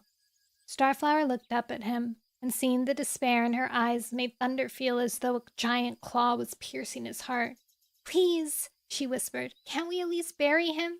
Then I'll leave you alone and never bother you again. Thunder hesitated and gave her a curt nod. Leaping up onto a nearby rock, he cleared his throat and called the cats around him. It's time to bury the dead, he announced where they all had gathered. Sparrowfur's eyes stretched wide with amazement. Why would we give him the respect he would never give to any of us? She demanded. Thunder glanced over at River Ripple, Windrunner, and Clear Sky, who had managed to sit up, looking shaky but determined. It's because we're different from One Eye, he responded, and we always have been. The other leaders nodded their agreement. One Eye believed that every cat was out for themselves, Clear Sky meowed, but we believe that life is better for every cat when each of us acts for the greater good. A murmur of approval rose from the crowd at Clear Sky's words. Thunder glanced around and picked out cats who seemed to have suffered least from their enemies' claws. Shattered Ice, Lightning Tail, and Night. Come and help me dig the grave, he instructed, leaping down among them. I want to help too, Starflower mewed as Thunder led the way to the foot of the torn tree where One Eye was lying. With so many paws working together, it didn't take long to dig a hole deep enough to bury One Eye. Then Starflower nudged his body into the hole and watched as the others covered him with earth and leaves. When the task was finished, the cats who had gathered looked at one another uncertainly, murmuring together as if they were unsure what to do now. Should one of us say something? Thunder wondered. Then Starflower stepped forward, raising her face to the sunshine. To my father, a true ray of light, she mewed. Huh? Bruh.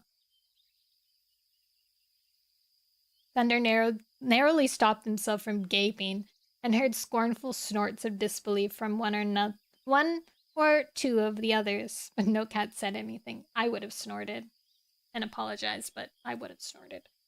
River Ripple came to stand beside her and dipped his head towards the grave. One Eye was a survivor, he pronounced. A cat like no other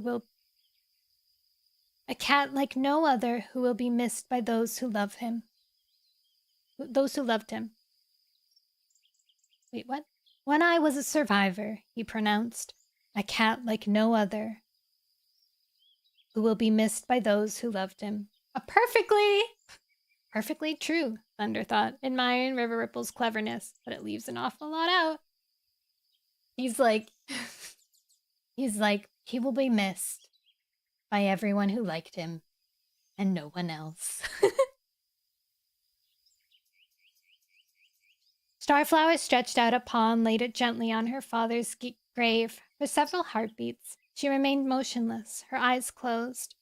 Then, at last, she opened her eyes again and slowly padded up to Thunder.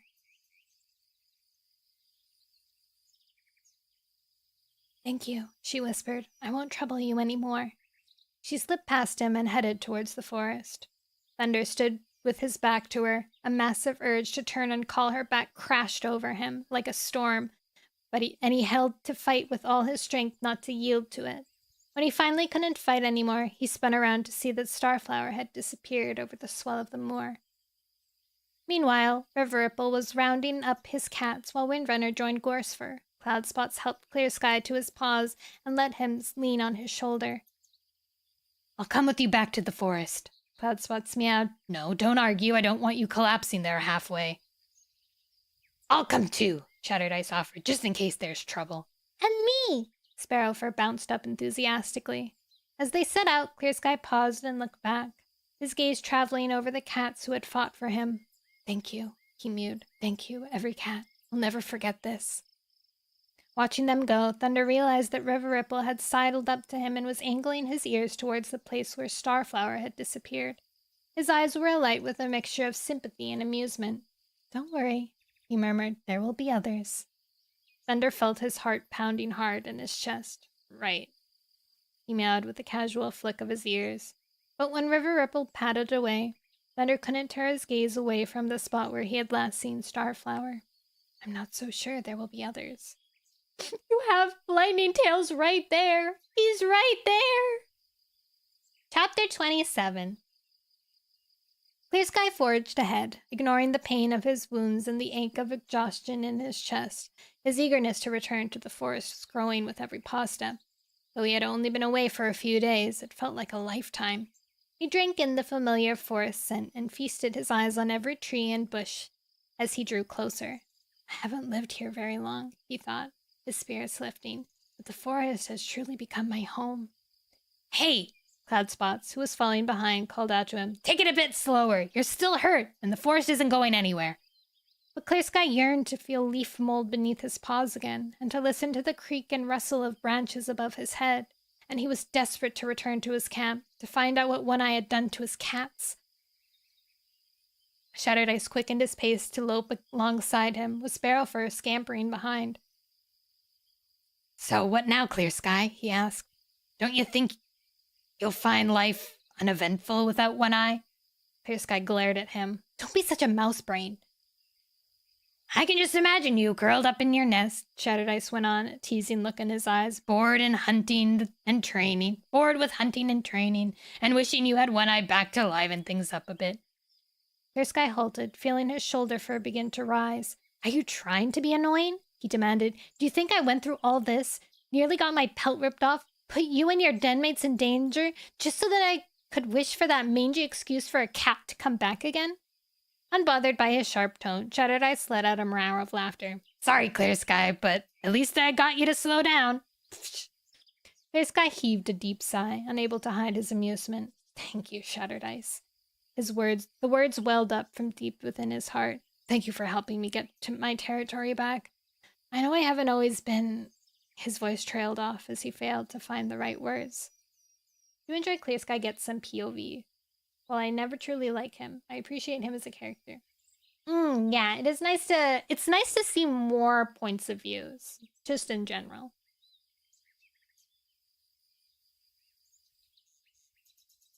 "It's okay." Shattered Ice meowed understandingly as the two cats walked on more slowly towards the outskirts of the forest. "I've known since you were a kid. Perhaps you haven't always made the right decisions, but I know who you truly are deep inside. Maybe this fresh start will help you remember that too." His words gave Clear Sky a lot to think about, but before he could respond, Shattered Ice halted again, beneath the boughs of outlying trees. "Who's there?" he called sharply. "Come out and show yourself."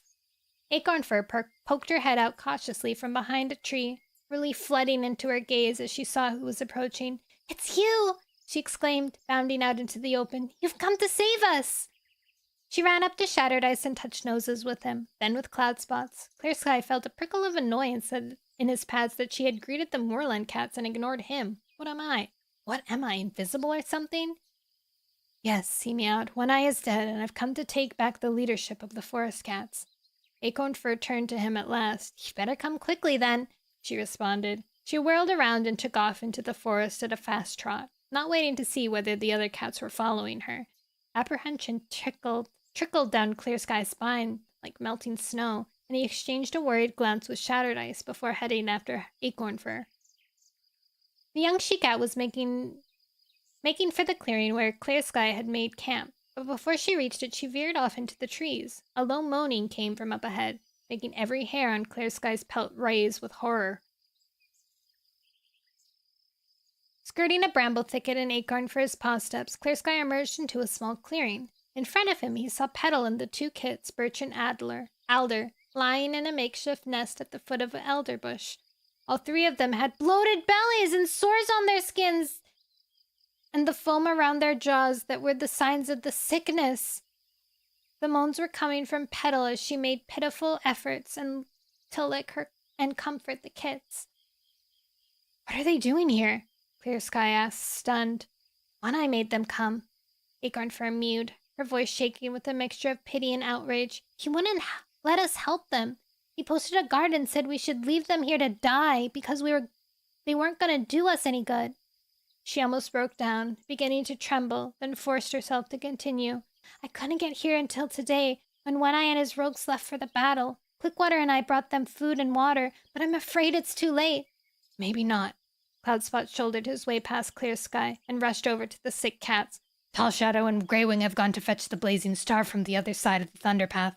We must find Tansy quickly to use until they return. There was a rustling in the undergrowth as Shattered Ice, Acorn Fur, and Sparrowfur darted off immediately to find the herb. Clear Sky's legs felt shaky as he padded forward and stood looking down at Petal. As if his scent or the sound of movement had alerted her, she stirred, and her clouded eyes focused on him. Clear Sky, she whispered through cracked lips. You came. Crouching beside the nest, Clear Sky lowered his head close to Petal. Of course I came, he murmured. I couldn't let that rogue. I knew you would come, Petal interrupted, her voice suddenly sounding stronger. Of course you would. I've always been able to count on you, Clear Sky, ever since. Her voice faded, the brief flash of strength ebbing away. Her eyes clouded again. Petal! Clear Sky mewed urgently. He could see the huge effort Petal was making to focus on him again. I have to get better, she croaked. I want to help you, Clear Sky. To repay all you've done for me. Tom is dead, Kay.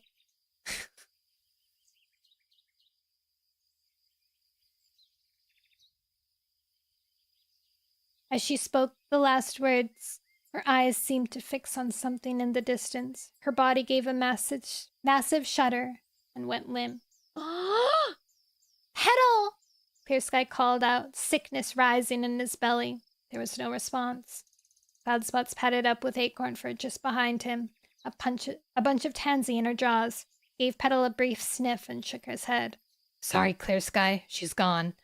As Clear Sky dug his claws into the ground, rigid with grief, the older Tom continued. She went untreated for too long. The kits are younger, more able to fight. There's hope for them still. When we brought Petal the food, she wouldn't eat it, Acorn Fur mewed, setting her herbs down beside the nest. She took one bite and gave the rest to the kits. They weren't even her kits. Clear Sky's voice was bleak, but she was dedicated to them, right up until the end.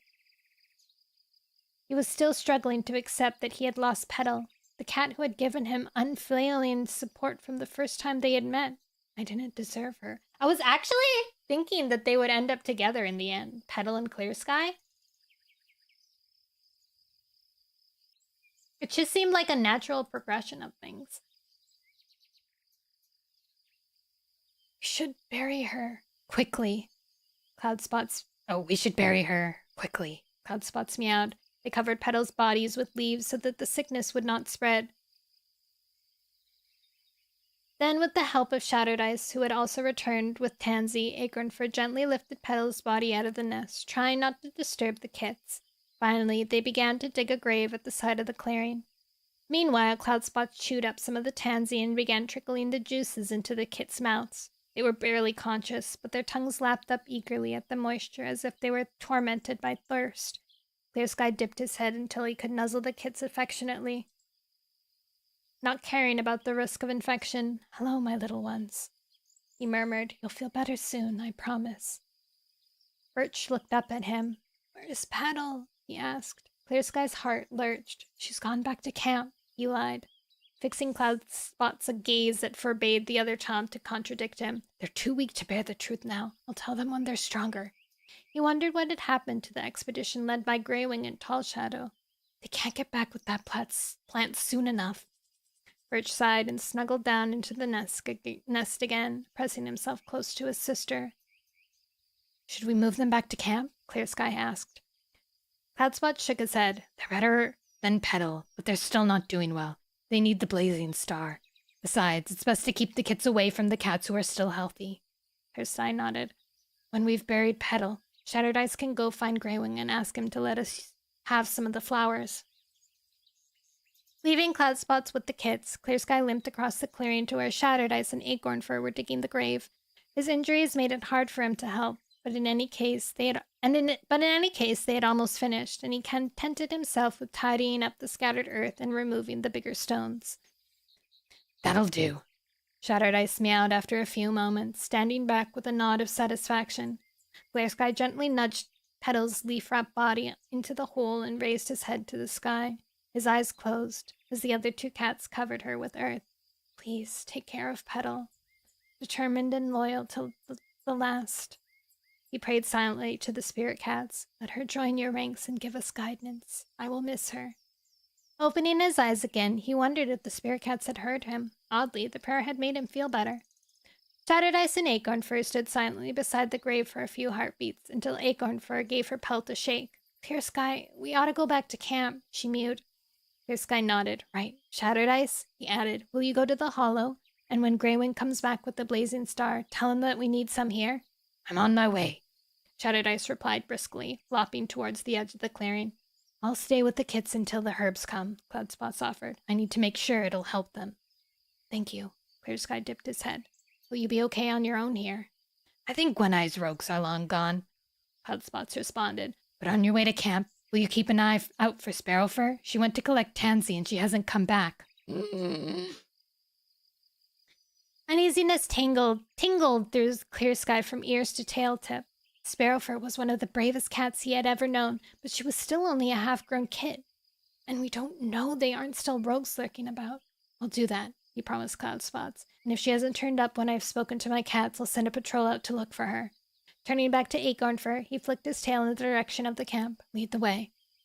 All of Clear Sky's senses were alert as he followed Acorn Fur, but he didn't see or scent any sign of Sparrowfur. "I'll get my cats to follow his scent trail from the clearing," he decided. "Thorn is good at tracking. We'll find her." When he and Acorn Fur emerged from the undergrowth and entered the camp, Clear Sky saw the rest of his cats huddled around the pool in the center. They spun around, their shoulder fur rising apprehensively as he padded towards them. Then Quickwater jumped to her paws. "Clear Sky!" she exclaimed, sounding both surprised and relieved. "You're alive! Are you okay?" "Apart from having my pelt ripped off, I'm fine," Clear Sky replied, his glance raking across the others. "It's good to see you all again." Thorn, Leaf, and Nettle looked glad to see him too, but Snake was glaring at him with clear hostility in his eyes. As Clear Sky was speaking, he leaped up and padded forward to face him. "Good to see us," he snarled. "Like I believe that. You let this happen. We're all scarred by One Eye's mark now." "I know." Clear Sky bowed his head. "I'm more sorry than I can say. It was my poor judgment that allowed One Eye into our group in the first place. I intend to spend the rest of my life making up for that mistake." When Snake didn't respond, he continued, his voice choking with the strength of his emotions. "This forest is my home, and you're all my family.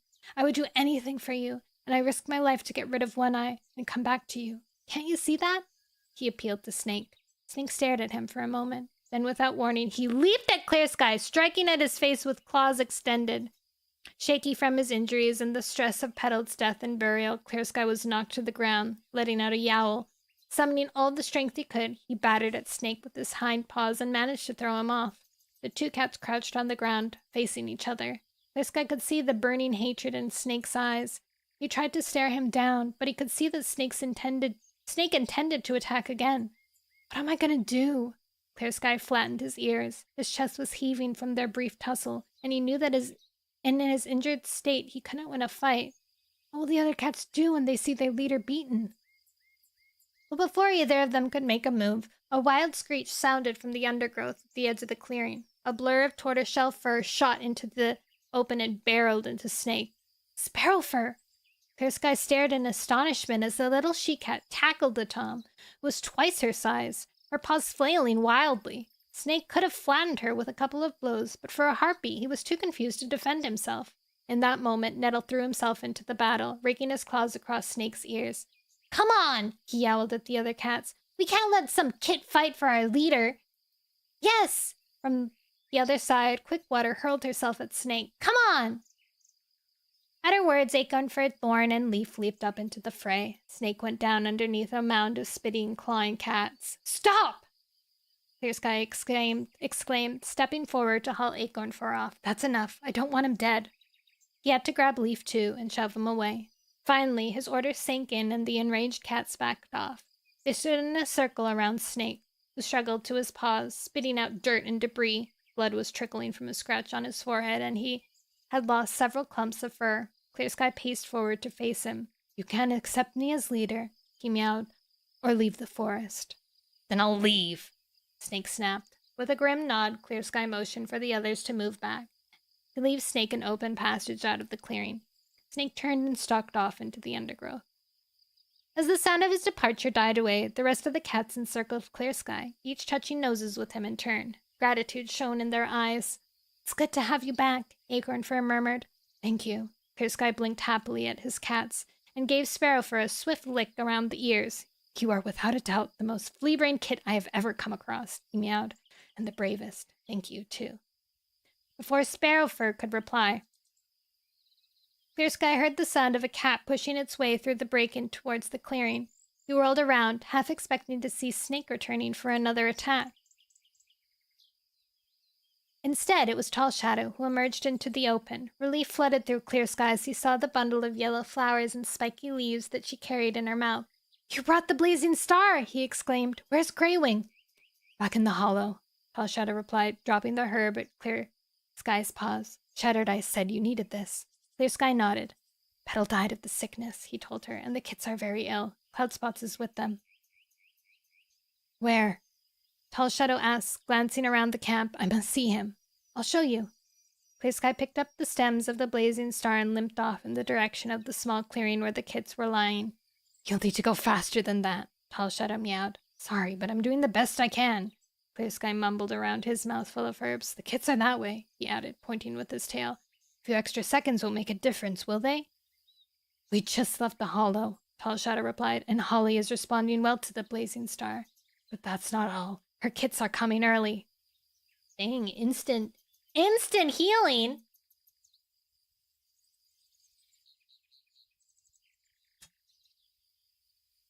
Last chapter! Oh my god.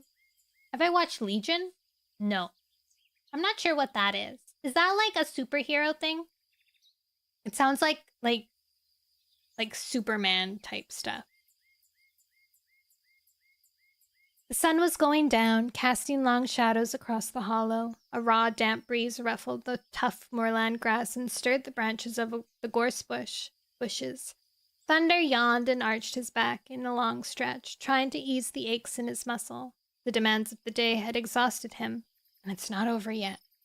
He settled down again on the grass at the foot of the lookout rock and cast a glance at Tall Shadow, who was sitting beside him. She had finished grooming her black pelt. Now she looked neat and composed, her tail wrapped over her forepaws. Her gaze was fixed intently on the nest where Holly was giving birth to her kits. This was the first time Thunder had been able to draw breath since he had led the attack on One Eye and his rogues. At least the Maligant cat wouldn't trouble them any further, and nor would his deceitful, treacherous daughter, Starflower. Best not to think about her. Once River Ripple had set off back to the river with his cats, and Windrunner and Gorsefur returned to their kits, Thunder had raced across the moor after Greywing and the other cats who had set out to gather the blazing star. and caught up with them at the edge of the thunder path. What are you doing here? Tall Shadow asked, adding anxiously, is there trouble back at camp? Thunder shook his head. No, everything's fine. I just felt restless, he confessed, and I wanted to make sure you were okay and that One-Eye's rogues weren't around. Huh. Eye kneaded the grass with his claws. You smelled plenty of their reek, but we haven't seen a hair of their miserable pelts. They had crossed the thunder path without trouble, but as they searched the marshes for the blazing star, Thunder had noticed how Tall Shadow gazed across the reed-filled pools with longing in her eyes, and turned back with reluctant paw steps once they had collected as much of the plant as they could carry. Now, as he examined her calm profile, Thunder had to ask himself how far the black she-cat's fascination with the marshes would carry her. Would he have come back? Thunder asked her, with a flutter of anxiety in his belly as he dared to put words to his uncertainty. If we hadn't needed your help, if we hadn't needed you to help carry the blazing star, would you have stayed over there in the marshes? Tall Shadow didn't shift her gaze from Holly's den, where they could just make out the group of cats a tail length back from the entrance. Pebbleheart was tending to Holly, smoothing her fur with one paw and licking her ears. Cloudspot stood beside him, supervising. He had only just returned from treating Petalskits in the forest. Jagged Peak was crouching beside Holly, too, murmuring words of encouragement into her ear. Though she was responding to the blazing star, Thunder knew that it was still very dangerous for her to be giving birth so soon. For several heartbeats, Tall Shadow did not speak, and when she did, it was not in reply to Thunder. Who would have thought Jagged Peak would have ended up being such a wonderful mate and father? She mewed. You didn't answer my question, Thunder retorted. Before Tall Shadow could respond, a high-pitched wailing came from Holly, a sound that made every hair on Thunder's pelt prickle with anticipation. Tall Shadow leaped to her paws. The kits are coming. All Thunder's instincts told him to race across to Holly's nest and see what was happening, but he knew that too many cats crowding around would be bad for Holly and her kits. Tall Shadow seemed to feel the same, and she paced impatiently in tight circles. The next moments were the longest of Thunder's life, but at last Cloudspots broke away from the cluster of cats in the mouth of the den and bounded over to them. Holly's kits are here, he announced triumphantly. 3 of them, all well, and Holly is fine too. This is as good as we could possibly have hoped for. Thunder felt a loud purr rising from his throat, but Tall Shadow twitched her tail anxiously. But how is Holly really? She asked. I've seen illness before, and it doesn't just vanish in a couple of heartbeats. Will she make it through the night? We've given her another dose of the blazing star, Cloudspots replied, his elation fading. Now all we can do is watch and wait. By now the last of the sunlight had vanished, and twilight covered the moor. Thunder stifled another massive yawn and said goodnight to Tall Shadow and Cloudspots before withdrawing to his den. Sleep? I've almost forgotten what it's like to rest my bones. Some cat had renewed the moss and bracken in his nest, and Thunder sank into the soft bedding with a weary sigh. He began grooming his pelt, running his tongue over the scratches he had received in the battle with One-Eye, but his tongue moved more and more slowly, and his eyelids were growing heavy. I'll just sleep for a bit. Thunder felt a paw on his shoulder, gently shaking him. He opened his eyes and made out the figure of Greywing. Figure of Greywing. His gray pelt turned to silver by the moonlight that shone through the entrance to the den. It's time, Greywing mewed. Thunder shifted a yawn, feeling utterly confused. Time for what? He mumbled. To go to the 4 trees, Greywing replied. Can't you feel it? Struggling back to his full wakefulness, Thunder turned his attention inward. Waves of energy was surging through his body, growing stronger with every heartbeat. He could hear faint voices calling in the distance, and he realized that he recognized them. Rainswept Flower and Turtletail! Thunder locked his gaze with Greywing's and spotted a flutter of grief in his kin's face at the sound of his dead mate's voice. He rose to his paws. You're right, let's go. Taking the lead out of camp, Thunder almost tripped over Mouseier, who was sleeping in the open, curled up in the shadow of a rock. The tabby Tom didn't stir. Thunder drew a breath of relief. We don't want any cat asking us where we're going. Thunder and Greywing were still silent as they headed for the clearing with the 4 great oaks.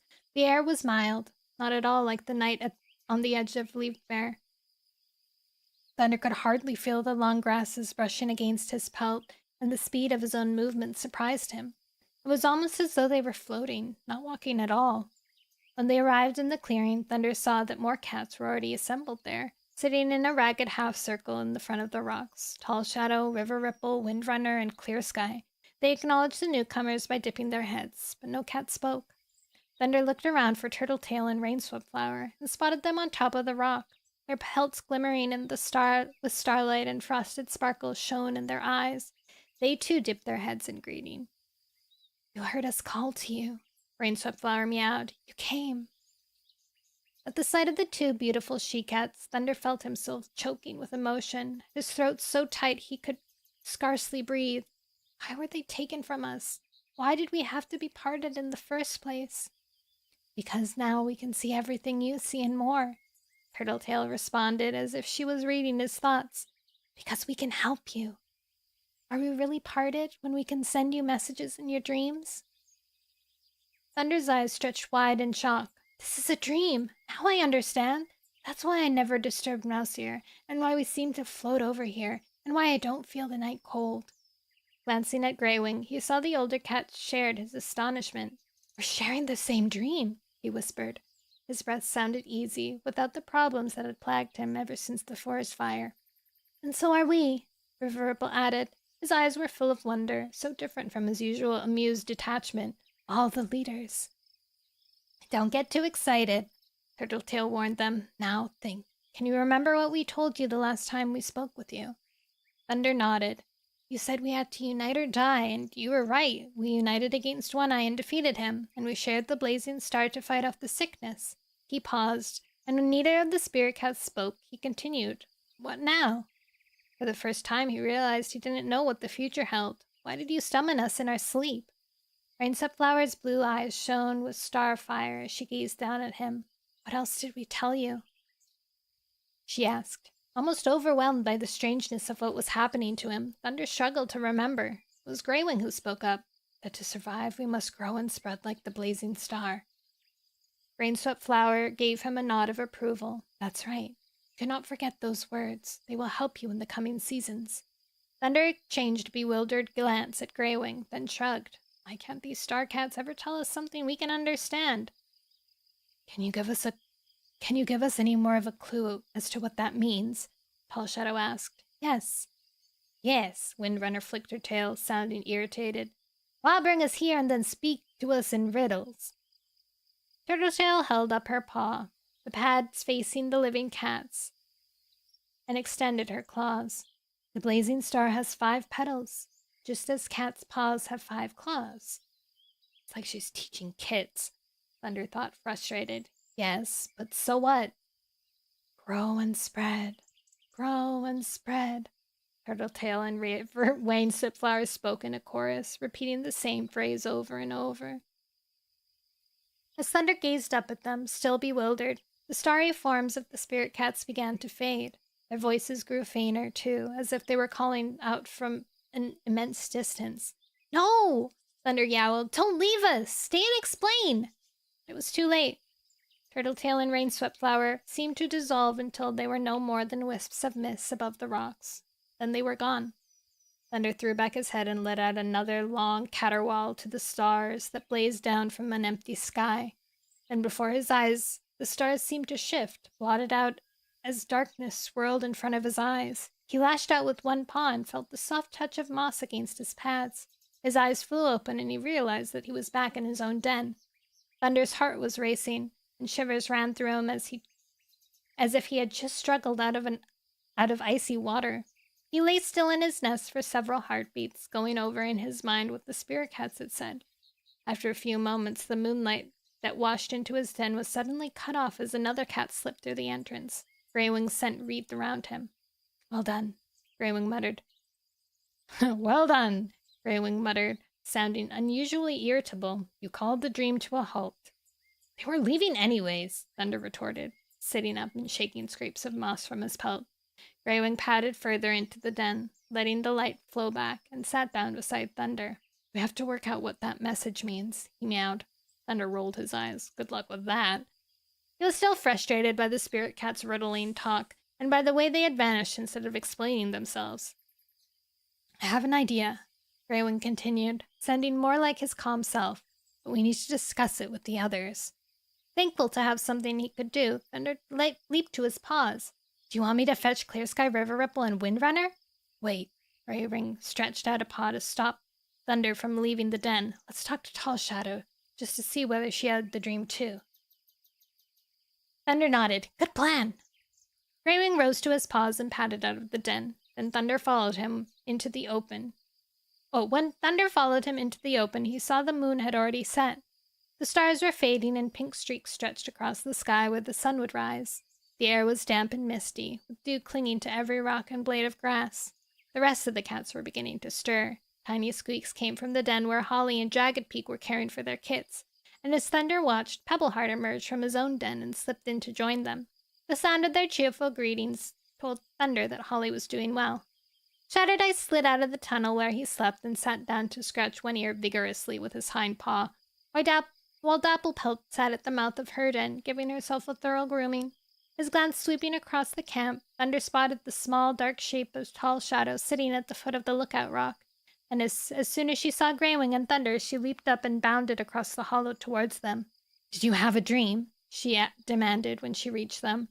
Greywing dipped his head. So you had it too? Yes, Tall Shadow confirmed. What are we going to do about it? We need to discuss it with the other leaders, Thunder meowed. I'll go fetch them. Wait. Once again, Greywing stretched out a paw. I can feel it kind of tingling in my pads. It reminds me of what the spirit cat said. I think we should go back to the 4 trees. Tall Shadow twitched her ears in surprise. If that's what you want. With Greywing in the lead, the 3 cats left the hollow and set out across the moor. Mist still wreathed around them, but above their heads the sky was clear. Thunder enjoyed the cool touch of the dewy grass on his paws, reviving him from his interrupted sleep and sending new energy through his limbs.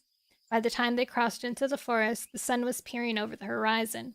Every drop of the moisture glittered in its rays. The ragged scraps of mist still remained under the shadow of the trees. When they reached the top of the slope that led down into the clearing, Thunder spotted Clear Sky, Windrunner, and River Ripple perched among the bare branches of one of the great oaks. There you are! River Ripple called out to them, leaping down to join them as they bounded rapidly down the slope. I wondered how long it would take for the 3 of you to show up. You're expecting us? Greywing asked, as Clear Sky and Windrunner also jumped down and padded up to them. For answer, River Ripple simply dipped his head. Did you see the same thing, then? Clear Sky asked, tearing at the ground in agitation. The meeting with the spirit cats? What did you make of their message? We all saw it, Windrunner responded. And my encounters with death have colored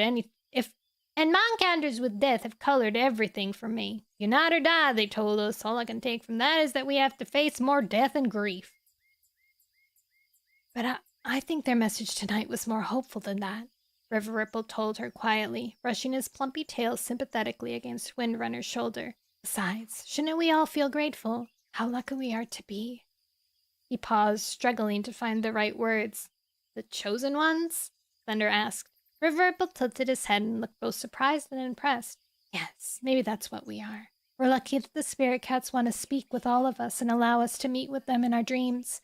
His habitual amusement glimmered in his eyes. Think of how terrifying it would be if you received this message and you were the only one.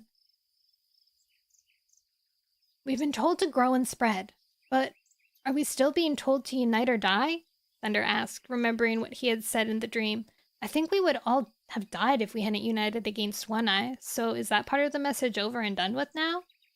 You want to go back to fighting among ourselves? Tall Shadow asked. Having another battle, maybe? Oh, of course not, Thunder began to protest. Then I think both messages are important. We just have to figure out what the second message means. Grow and spread. I hope the spirits aren't blaming me for leaving the hollow, Windrunner interrupted waspishly. Well, it can't mean that we all have to live together, Greywing meowed. That never worked right from the beginning. Only because some cats argued about where to live, Tall Shadow pointed out. Clear Sky's neck fur began to bristle. Are you saying we have no right to make that decision? Thunder could see that the meeting was starting to break down into squabbling if he didn't do something. Punching his muscle, he leaped up onto the great rock. Stop! He howled. When silence fell, with all the others gazing up at him, he went on. We mustn't fight among ourselves. We need to work out together to find the exact meaning of their most recent message. Hi, Darkspin! Murmurs of agreement came from the other cats, except for Clear Sky, who barely seemed to be listening. Instead, he seemed to be carefully scanning the area. Choosing new boundaries? Thunder wondered, feeling his belly tense at the thought of more confrontation with his father. I hope not. Oh my god, Bixby started talking to me. Had enough of boundaries to last me a lifetime. The other 4 leaders jumped up to join Thunder on top of the rock, and after a pause, much to Thunder's relief, Clear Sky followed them. By now the morning sun was rising high in the sky, casting its slanting rays between the branches of the oaks and burning off the last of the dawn mist. The creak and rustle of the trees was all around them. Thunder felt peace like dew soaking through his pelt as the others relaxed. And as the others relaxed, he realized that they felt it too. Clear Sky's gaze was fixed on the horizon. We need to work together, he murmured. We can do that, even if we don't live as one group. Hi, Mikaran. Even greater relief flooded through Thunder, and he drew closer to his father. Of course we can, he responded. I'm not sure that I can take direction from other cats on my own territory. Windrunner mewed stiffly, but I'll think about it. Greywing and Tall Shadow exchanged a glance. I'll do whatever the rest of you ask of me, Greywing stated firmly. So will I, Tall Shadow added. River Ripple was the only cat who hadn't spoken. As Thunder turned to the loner who had already helped them so much, the Silver-Fur Tom dipped his head in answer to the unspoken question. I'll unite with you, he meowed. Haven't you noticed? I've been doing that ever since the day you first arrived here from the mountains. The only difference, Thunder told him, is now our survival depends on your help. Every cat fell silent, as if they were thinking of the enormous commitment they had just made to one another, but Thunder could feel satisfied. But what about what they said? But what about when they said we had to grow and spread like the blazing star? Thunder asked. What does it mean? For a moment, the 6 cats exchanged baffled glances. Then Greywing mewed. I think I understand. The end! Wow! Wow! It's like a sun shadow. Oh, Stone Teller. Whoa! Yippee! We did it! We finished it! That book took us a while to read because I had to have a couple of short reading streams for this one for I forget the reasons. I think I had to go early. You don't speak English. That's all right. That's okay. Oof, I'm so hot. My room is so hot. Also, I'm like, I should go take a shower. In the end, I didn't go shopping yesterday, so I think maybe today we go shopping? I don't know. These are the questions that I ask myself.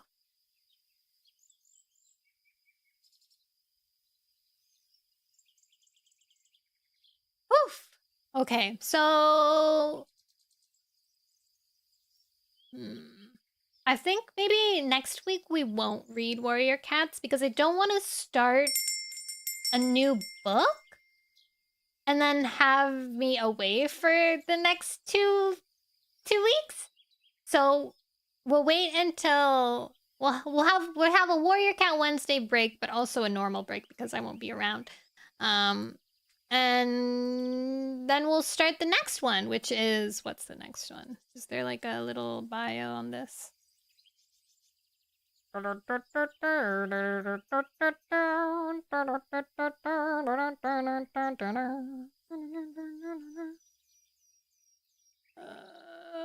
it doesn't. Wow. Australia, Canada, New Zealand, United Kingdom, and United States. Wow. I'm gonna look it up. What is Dawn of the Clans 5? We're almost done this series. What is the thing on the back?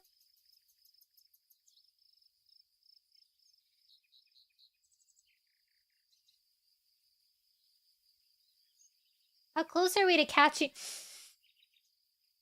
That's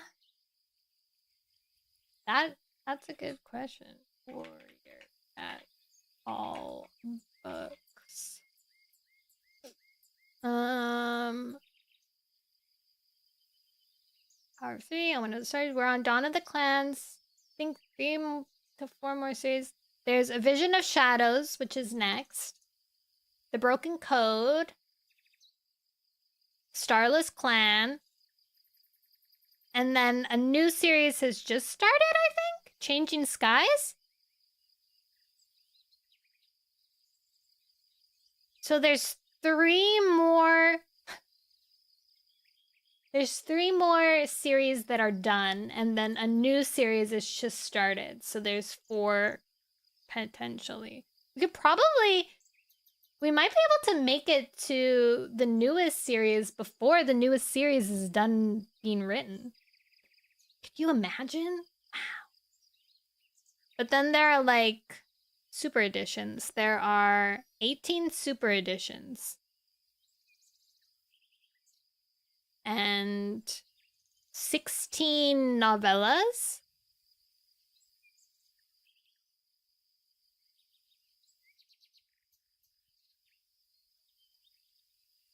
Yeah. That's a big goal. It is. But I think we could... Actually, I don't know if we can do it. Wait, what? We're on 1, 2, 3, 4. We're on the 5th series. How long did it take us to get to the power of 3? Like, at least a year and a half. At least. Maybe longer. I think we should aim for it, though. I think we can do it. I think we got this. I think we got this in the bag. Okay, Dawn of the Clans number 5. Let's read the back of this book. All right. The 5th book in Dawn of the Clan series takes readers back to the earliest days of the clan, when the cats first settled in the forest and began to forge the warrior code. I did add them! We have both One Eye's Death and Petal's Death added. Spirit cats have spoken. To survive, the cats from the mountains must grow and spread like the blazing star. Clear Sky believes the only way to grow is to band together again, but a few cats are willing to ally with him. While Tall Shadow plans to establish a new camp in the pine forest, River Ripple is content by the water, and Windrunner has made her home on the moor. The time has now come for all cats to decide where they will live, and where their allegiance will truly lie. They're finally settling, which is kind of exciting because we don't know where Greywing is going to settle, really. 1 came out last week? Oh my god. Okay, it was a super edition. Which one was that? What was the super edition? Stormclan's Folly?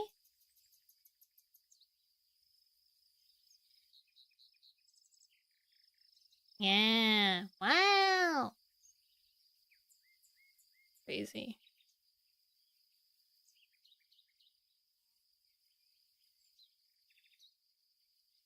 When will we get a Jay Feather book? That's what I want to know. I want a Jay Feather book.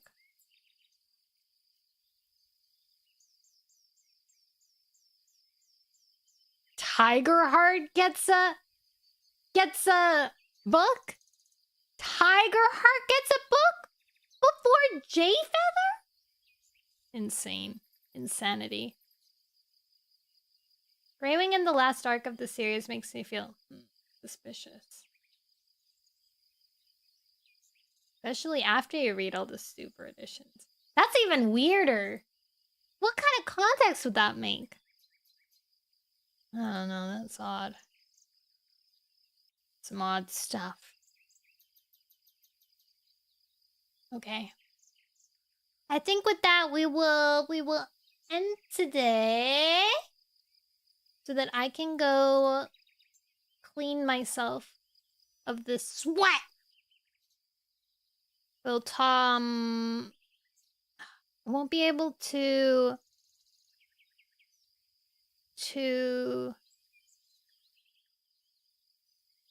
What's the word?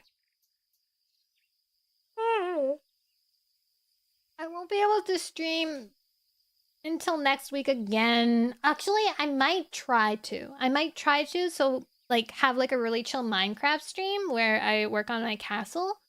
I just have to drink like an extra energy drink. And then I'll be awake enough. It might just be a little later than usual, that's all. But I want to try, like, I've been so sad not being able to stream as much, especially when I feel like I'm in a place where if I be streaming more, then I would be helping myself grow a lot more. So not streaming is making me. So I'm gonna try and slowly like work myself up to streaming even on the days where I have to work fully, because until at least November, I'm gonna be working a lot more, so I may as well get used to it.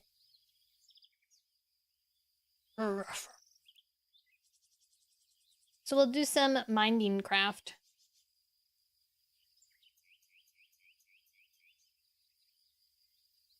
Minding. Busy. Busy.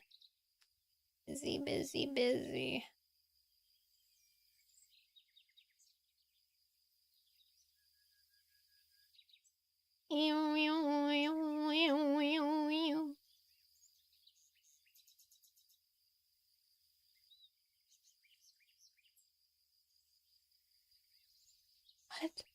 Japanese grandmas aged 75 and above are being rented as anime VTubers.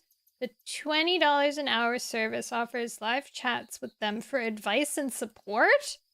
I want to be an old lady VTuber. Rental granny.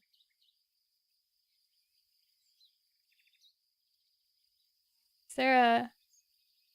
こんにちは、メタばあちゃんのリアコです。先日誕生日を迎えて86歳になりました。我ながら驚きです。この年までよく生きたものだと感激して。Whoa.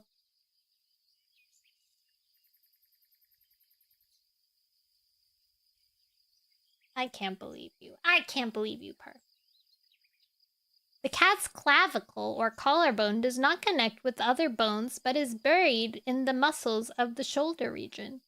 This lack of functioning collarbone allows them to fit through any opening the size of their head. Guys, if you ever need to fit through something that's the size of your head, break your collarbones. That's how you do it. Or dislocate your collarbones. Either or works well. Alright. Okay, guys, wait. Okay, so in the new server, I think I'll add one new sticker because I have shown it before.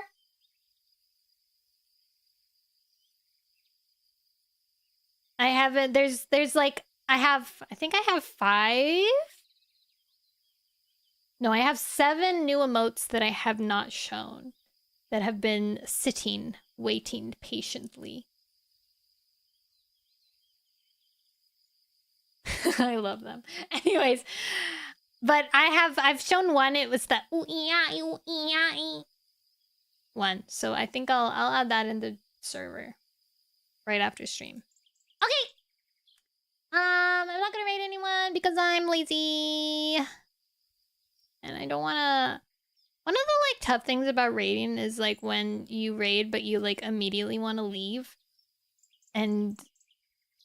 But, like, the streamer is, like, trying to be polite. So they're like, how are you? How was your stream? What were you up to? You know, like, they want to be grateful and involved. But at the same time, I'm like, I need to go. I need to run away right now. This very instant.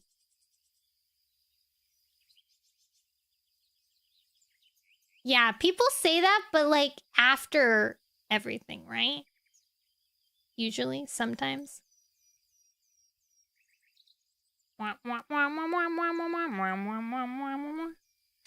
Guys, I'm so proud of Lambriel.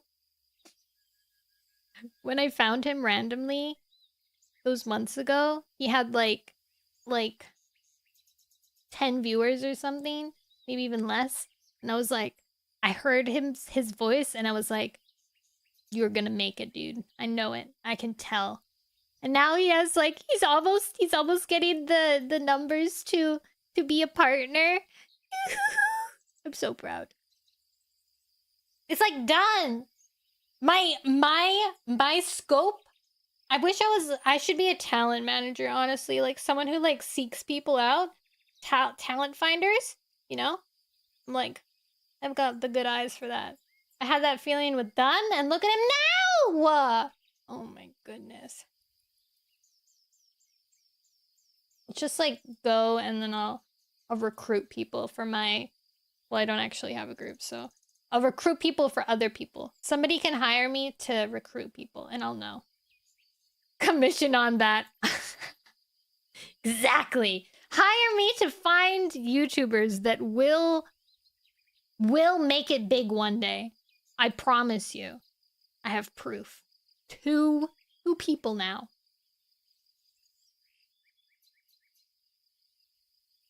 Okay, that's it. That's it. That's all for me. I'm gonna head out now. Goodbye. I love you. I'll hopefully see you in the next 2 days. If not, then I'll see you on Monday. But I hope I see you in the next 2 days. Bye-bye, Perf. Bye-bye, Ben. Bye-bye, everyone else who's just hanging out, listening.